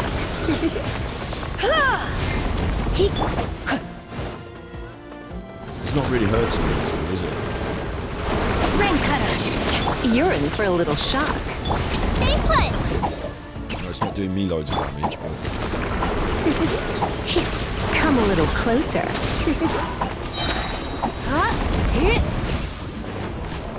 Pop out like now. Try not to enjoy this too much. Ready, go. Don't be scared. It's disappeared again. Now it's asking me to do these specific reactions to trigger swirls, which I can't really do because I don't have a swirls Take yourself team. to who? Hey, Rain outlines your fate. Come a little closer. I suppose I can electric swirl and I can hydro swirl, but I don't really know what it wants me to do. I'm just attacking it. Come a little closer.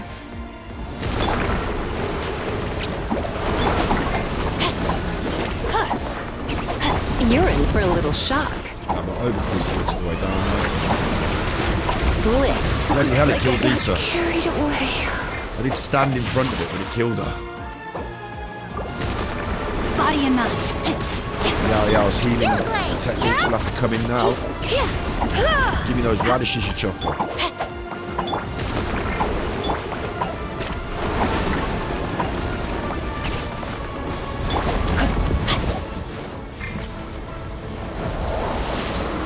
No, my sword.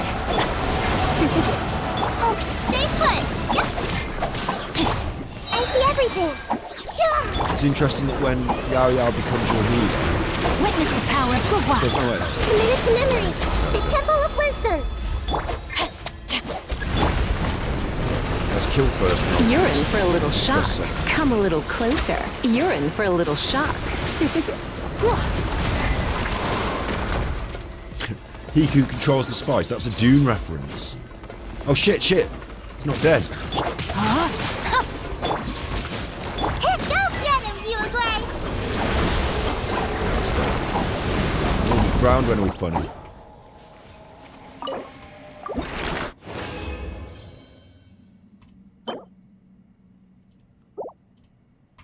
Pseudo stamen. I don't know if I need them, but I've got 2 of them now. But and turquoise. Okay, makes sense. Animo. That'll be for a specific character. I don't know who it is, but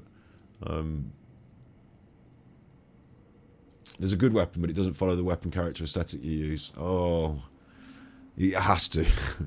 There's not. I mean, we're doing this today with this as borrowed from Candice, and even that's just mainly because she's a desert dweller. And like no, that was the properties today, but I can't, in good conscience, wander around with the look how the colour's wrong.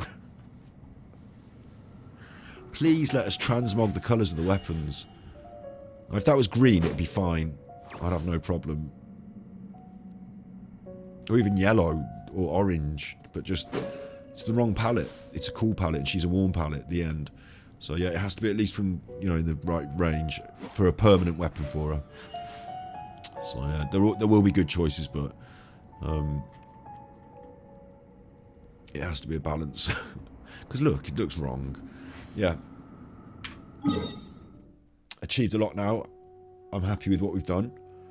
I wanted to say something else, and I had something else to share before we finish. Oh, that was it. That was it. So,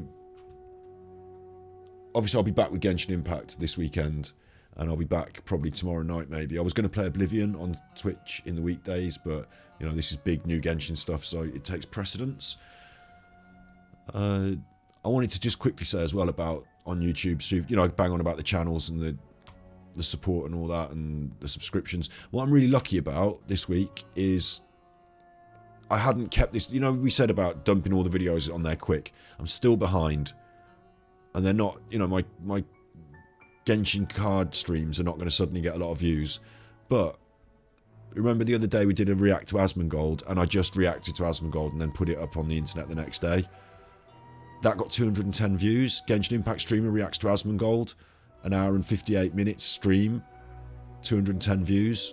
It didn't mean 200 subscribers, but it did mean like 10 or whatever. So that's good. I'm still just chucking the streams up there, still trying to get up to speed with it.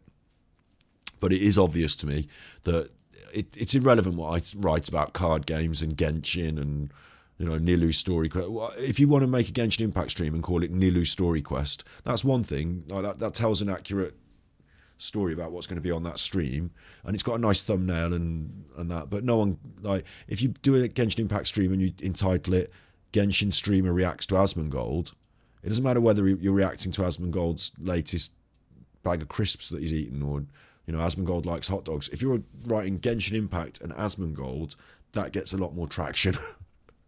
The content has to live up to it. People have to want to watch it once they've been. I did really react to Asmongold. It's not clickbait, but you know what I mean? Once they've been drawn in, they have to have a reason to want to watch it. So it's better if it's edited and if it's succinct and all that. But these are my streams. They're going up there. And that one got a few views. So that's good. I'm lucky. If we keep doing it, instead of cutting everything to Ganji cuts, maybe we do some React streams. Genshin Impact streamer reacts to. And I do a good chunk of React stream and put it up there like that. Then maybe I can attract some more attention to the Ganji Cuts channel as well. And I assumed that this wouldn't get a lot of views, but I love doing it, so we'll do it. The end. I assume this is never going to be like a big view, unless what I could do is I could do the shorts, and I could do the clips, and I could do the little edited shorts, and I could do a new Genshin Impact video every day, and I could do one about, have you discovered this fact? And everything you tell me in chat, I could turn it into a short. I'm not going to work that hard at creating Genshin Impact content, because I have to decide what I'm like. Let's say in 5 years' time I get hit by a bomb and I'm blown up, and then that's it. And I did 5 hard years of Genshin Impact. That would be my legacy. So I want to make sure we've done some other things in priority order in terms of content creation, and that's why I do focus more in terms of content creation on. I played a lot of Genshin Impact. I'm on stream playing it a lot, so I focus on it a lot. But I also focus my time in terms of research, getting on guests, moving, all that stuff. I'd spend it over here more. I would say I put more effort into that. Here I turn on Genshin Impact and we have fun, and there I put more effort into making content. So I would hope this would be the grower, and it kind of is, so that's fine. But I'm surprised that, and would be blessed if Genshin Impact also got views. You have to get the channel up to monetization if you want it to contribute to your trickle of different income streams, don't you? So I didn't expect this one to be a monetized channel. I expected this to be a channel for the love. But it's possible, but with a little bit of balance. 210 views, that's a little glimmer of hope there for that channel. Genshin Rap, Daya Rap, yes, you're right. You're absolutely right. It's about spending time doing something, and it takes. I want to be on stream and be here live on the internet 5 days a week, so I'm less time to edit, to write, to record, all that other stuff. Doing a lot more live content this year, and hopefully through the process of doing that, I might be able to get an editor. Even though I can edit, get an editor, and that when we do that, if they don't come for free, you have to offer them. I will offer half of the monetization for the edits for the first. I think it's for the first month is the standard. You drop a video for the first month, you get half of the money for that video if you're the editor, and then ongoing, I can't work out every little videos. I can't go through 50 videos and give you 10p because this month we had it's the first month that matters anyway. So that's the way. That's the offer. And at the moment, I'm offering 50% of nothing because we're not monetized. So if I could get to monetization, then I can offer it to an editor. And even though I can edit, I want more people on the team, and I want somebody to help me do that job. And then what happens is someone's editing my content, and then I get more views and I get more subscribers because someone's helping to share it, and another member of the team. So yeah, when we get there, I think then I can start saying, let's do a Genshin Impact wrap this week. At the moment, putting it, you imagine my pin board with all the things I've got on my pin board. I don't know if I promise a Genshin wrap this week. I haven't even finished the Dark Side Phil one, but I agree. I agree. Genshin Rap, Day Rap. Sing a song, take your sitar, let's sing all day long. Sing my sword, sing my bow, sing my tattered bandano. I don't know what a bandana. Fear no one, fear no lad, only fear if Daya's mad. Is this your rap? We love Daya, she's beautiful and strong. Oh, our precious Daya will never do you wrong. This is good. You can do them as well. You should do them. I love it with something like rap, with something like Genshin Impact, with something like the Detract community, where I'm part of that as well now, apparently.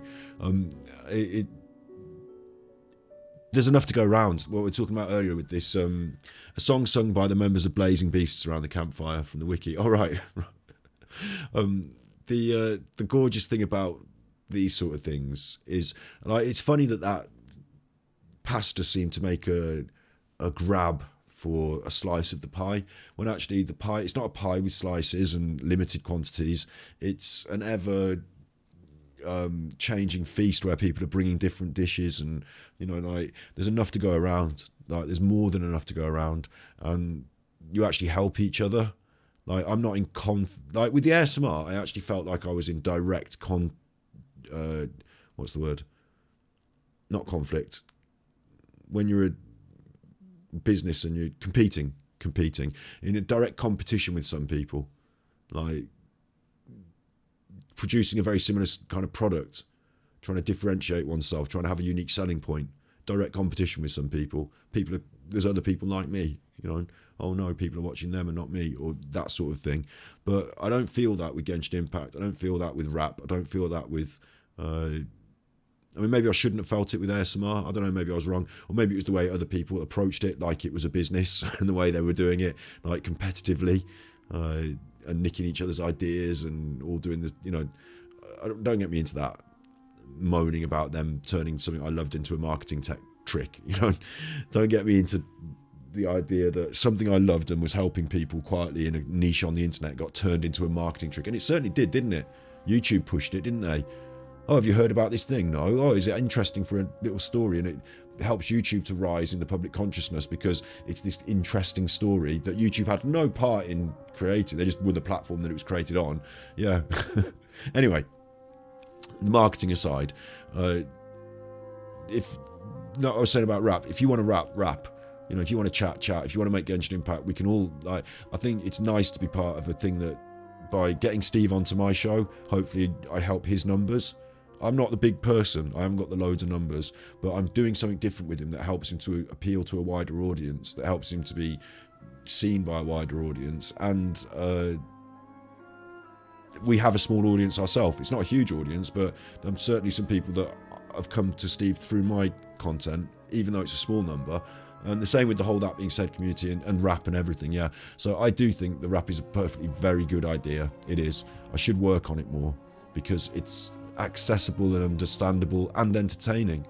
So, yeah, agree, totally agree. But can't promise it this week.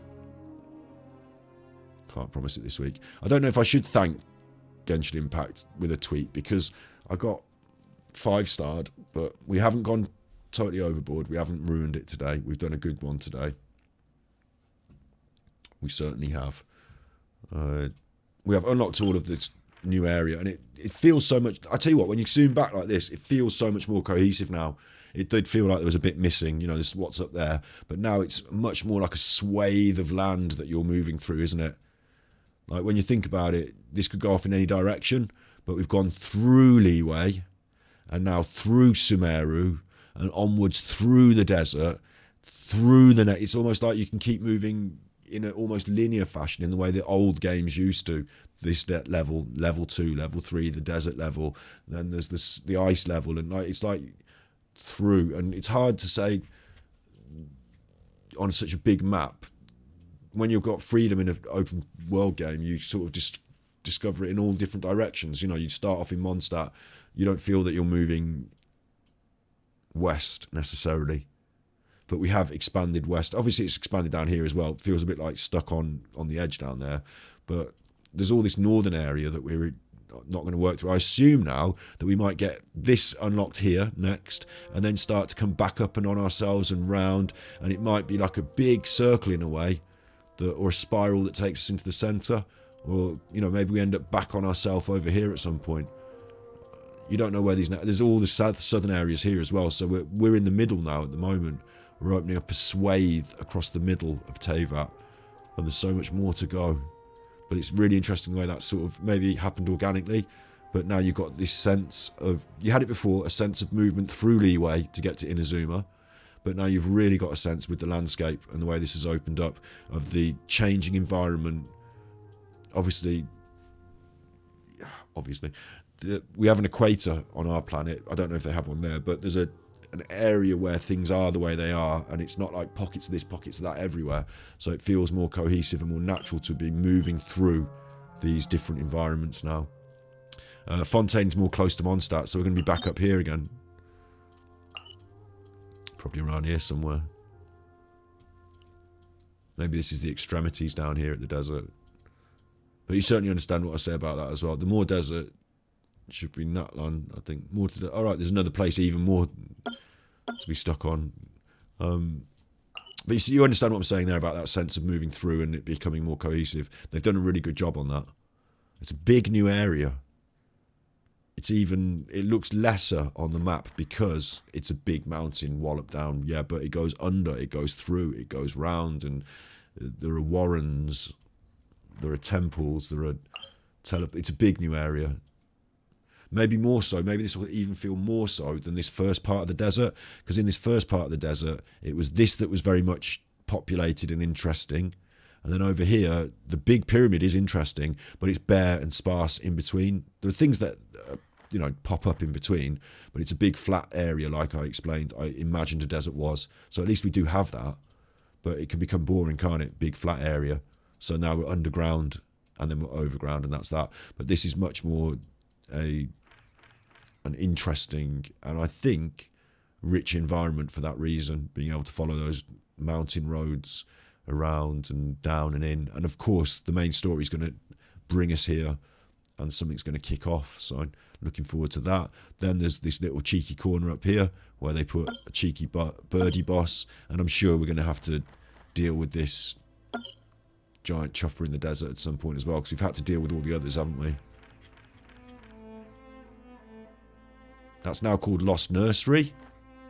rather than Old Varanara. It is Old Varanara, but Lost Nursery. It's got its own name now, this area. I don't know if it always did, but... The desert of Hadramaveth. Can't even do... I never can do the words. Hadramaveth. Hadramath... It's almost like Sri Lankan. Hadramaveth. Hadramaveth. Hadramaveth. Hadramaveth. What?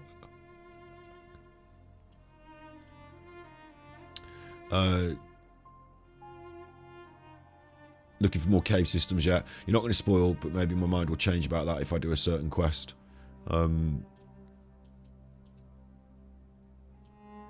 We've got to do the quests about that desert. Oh, about the desert area being empty. Yeah.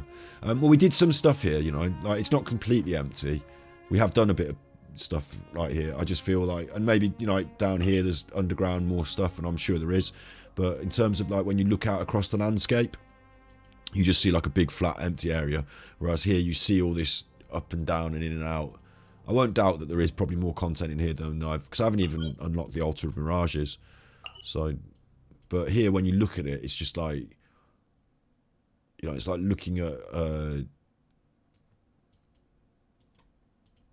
I don't know, like, you know, you can physically see all these different routes and pathways and like rabbit warren effect, ins and outs and unders and overs, and of course the summit of the mountain itself. Like when you see a mountain, you want to climb to the top, don't you? When you see a desert, it's like, should we wander out into the middle of it? Well, no. Why would you want to wander out into the middle of the desert? There's fucking nothing there. But a mountain, oh, I'll go up on the top. Oh, what's underneath? Oh, what's around the side? I think it's got a lot more. But yeah, the pyramid and stuff, we'll do every quest. It's like seeing Google Earth at a random place and trying to guess where there are paths or caves. Yeah, it's a bit like that. Like from a distance as well, it's just a mountain. It's just a big wallop of a thing with some paths. But actually, we know the way they do it. So clever. It's gonna be thick and rich with cool stuff. We've just had a little run around and we've seen loads of cool things. Like Genshin Impact is so good. The speed and it only feels like yesterday that I was exploring Sumeru for the first time, and I still haven't cleared it out. There's still loads for me to do there. Now we're starting to get, you know, ahead again. Starting to be more. So this weekend we will do some stuff for sure. I don't know what we'll do. I think we'll probably be back on tomorrow playing Genshin Impact because, you know, I want to run around and do cool stuff on Genshin Impact. So I'll be on. If I'm playing it, I might as well switch on the damn camera. I will possibly play later without the camera just to do my resin grind and what have you. And then tomorrow in the daytime, I'm going to try and do a YouTube stream in the daytime tomorrow. I really have to get back onto my schedule or start the new schedule stronger. So that's the plan for me. I'm going to take us somewhere safer so that when I come back to the game I don't automatically have to kill that boss.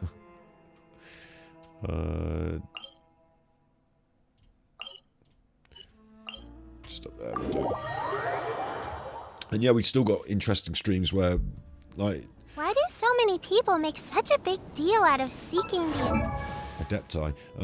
We've got Xinyan, Yunjin, and Zhao on the team now. So there's 3 characters. There's 3 streams where we have a good look at them. I've really got to do a fashion breakdown stream as well while it's fresh. Certainly with this chuffer while she's fresh. You know, so we can make a clip of it. But I like it anyway. I like looking at the way they decide to dress them.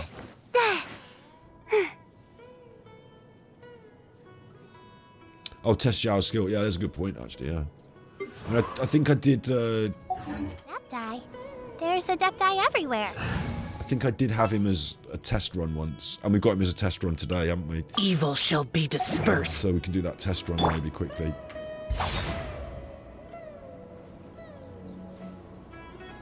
I just fucking disappear.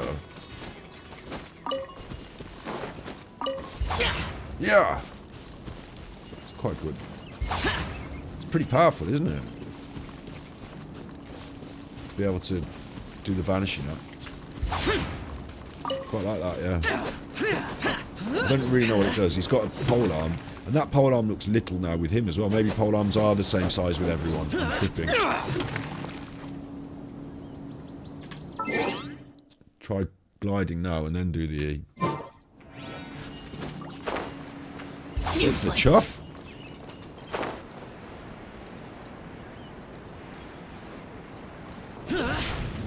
You are not welcome here.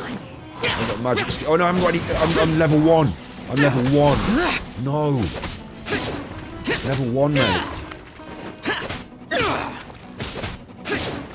Still fucked him off his feet, look.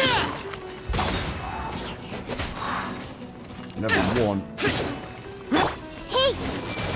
Having fun down here on level 1. Doesn't even rhyme. Fun and 1 don't really rhyme. Not really, but they can. You know, you can rhyme them, but they're not like strict. We talked about this the other day when we talked about hip hop, didn't we? So you can rhyme them, but it's not a strict rhyme. I want me to do this down here now. What does it want me to do? Defeat crocodiles. Come a little closer. You're in for a little shock.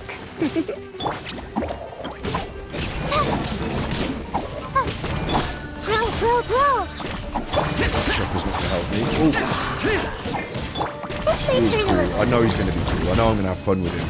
Yeah. I got a good vibe off Zhao. I wanted him before, but he wasn't high enough on the list. But he was on the list. He was cool, Moody Chuffer. So I'm pleased that we've got him. Yeah. I'll have to get used to what the fuck that is. And I'll have to see his special in action at some point. I mean, we should do a stream where we do what we did today. Pound him full of books. And then set him off running about doing things as part of the squad. This is what I've got in my near future. 2 more of these damn commissions. I'm gonna have to. I tell you what, I am gonna have to set the commissions to Inazuma again because they're just better. There's a lot more combat involved. Far fewer mushrooms. Oosh. Thank you all for being here. What will be YouTube daytime stream about? It will fit the theme from now on of either... Shit. Knocked my weed tin off then, but I've got a lid on it so nothing spilled out. Thank God. Could have been an expensive mistake. I want to show you this, and I want to show you my... That's the calendar. So on Wednesdays, which I missed today again, we're trying to get a charity stream once a week. Now I can't afford it. I need to. We're doing my books on the business this week because I need to hand in my tax return, and I need to assess how much. So I was giving about £10 a week. That was my plan, but that it needs to be 2.5% of my income. And at the moment, £10 is more than 2.5% of my income. And if I give £10 a week every week for a year, that's 52 weeks, £520. You know, I have to work it out like that. I have to work it out like a subscription to Netflix or whatever. And I'm also trying to decide if I want to subscribe to online editing or this, or try and get, you know, all these different things. Thanks, Crawl. Yeah, it was fun. I'll be back on tomorrow for that, yeah. For more. You're good. Thank you for being here. Approved. Thank you. Seal of approval. It really does help me that you're here as well. Juzzy used to give me tips, and I'm always wondering if Juzzy will pop back and give me some more tips sometimes, but yeah, really do appreciate it. Charity, once weekly, Wednesday. It's a fun stream. We do word games, we have fun, and through playing of the game we put money in the charity kitty. That's the concept, and I need to crystallize it because the word game doesn't always work. Sometimes the internet game doesn't work, and if I give £10 a week, which even if we don't win, I put it in the kitty for rollover. I haven't worked it out. It's it's a portion of my money, and I need to make sure that I can afford it. So we often get donations during that stream, so that's good. It helps towards it. So ultimately though, all the donations come into the kitty, and then I have to allocate it, don't I? So I need to get my head screwed on properly about what that is. But Wednesdays is words on stream. It's fun. I've got a little theme tune and everything. It should be fun. But the other daytime YouTube, which is a bit more serious content, which is why I know giving money to charity is important, but I don't have to do it on stream every Wednesday if I'm juggling other things. But with the daytime YouTube stream where it's like a proper stream, I should be doing that every week. and it comes after my day off, so I should be present more often so that people see that I'm there. I'm not booking Sunday as a guaranteer all the time as well, so I need to be like, you know, if I'm not there one day, I should be there the next. Anyway, what I want to do on YouTube in the daytimes, other than that, is supplemental content, additional content, like similar to what me and Steve do, but without Steve. So the other lolcows, the homeschoolers, the flat earthers, you know, those sort of people. I also cover, there's words on stream, I also cover body language analysis of people that I want to analyse, not just like, you know, this chuffer made a calendar, but I'm bringing back the body language. And I've been doing Madeleine McCann's parents, and they've done a few interviews, and like 1 minute of their interview turns into 1 hour of body language. So there's a few more episodes of that to come.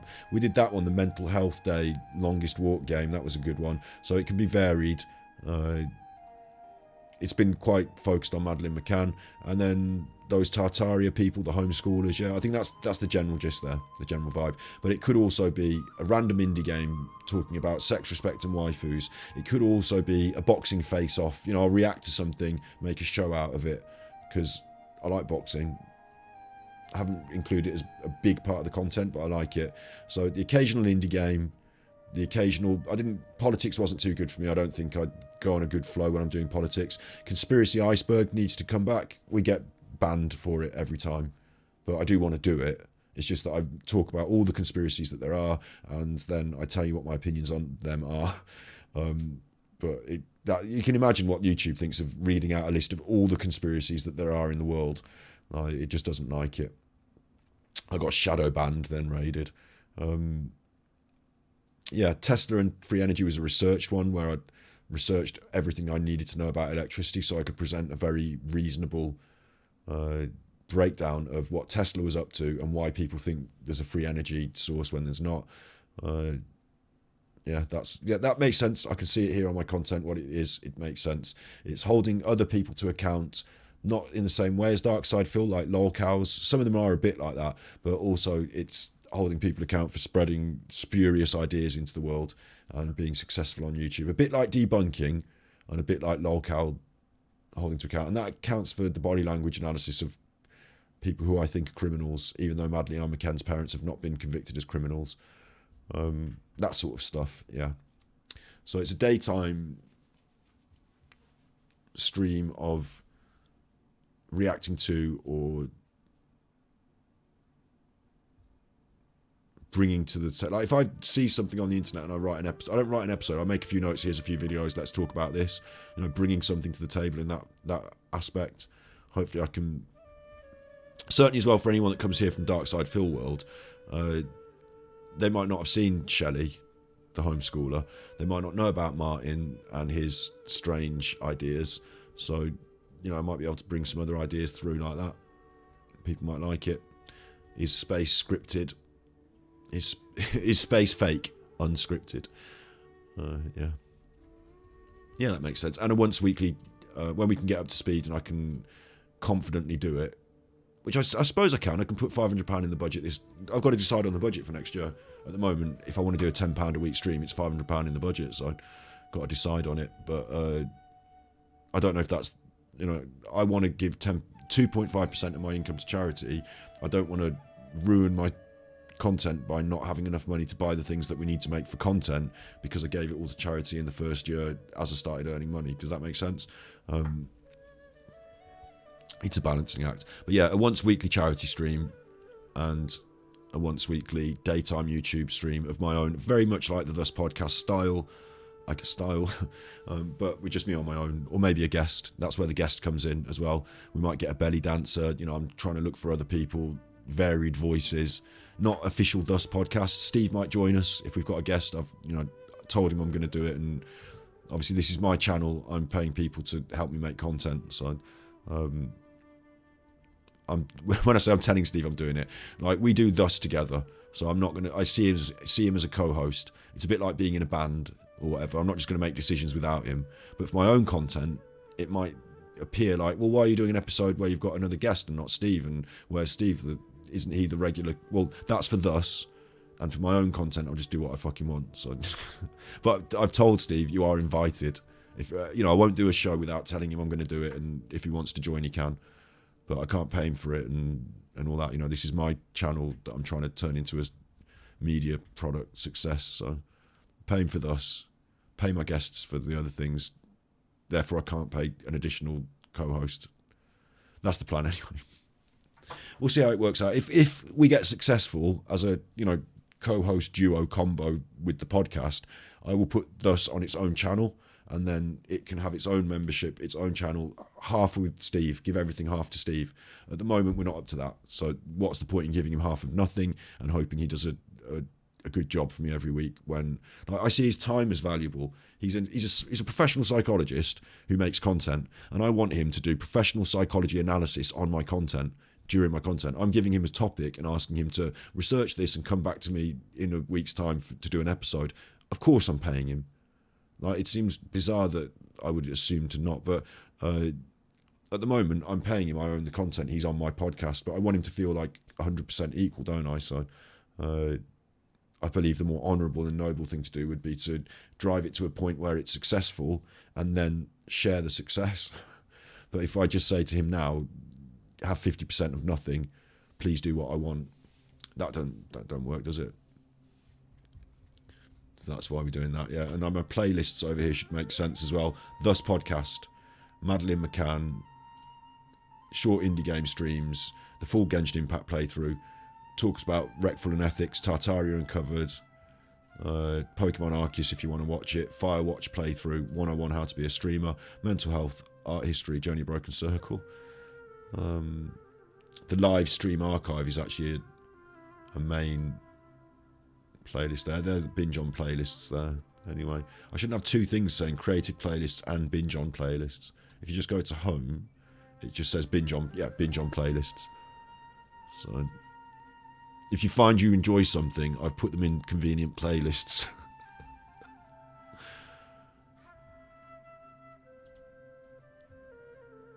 I think that makes sense now. I think it does. I'm looking at it critically now myself, wondering whether if someone arrives on this channel, what do they think? The only problem we have is YouTube and videos. They might click the videos button and think, well, your last video was 3 weeks ago. I hope they go to the home and realise that we're a live stream channel. I need to write something above it. I need to write, this is a live stream channel. Check the lives, Videos are incidental. Additional might not be regular. When we do something on Twitch that needs to go on this channel, I'll upload it over there. But in general, live on live.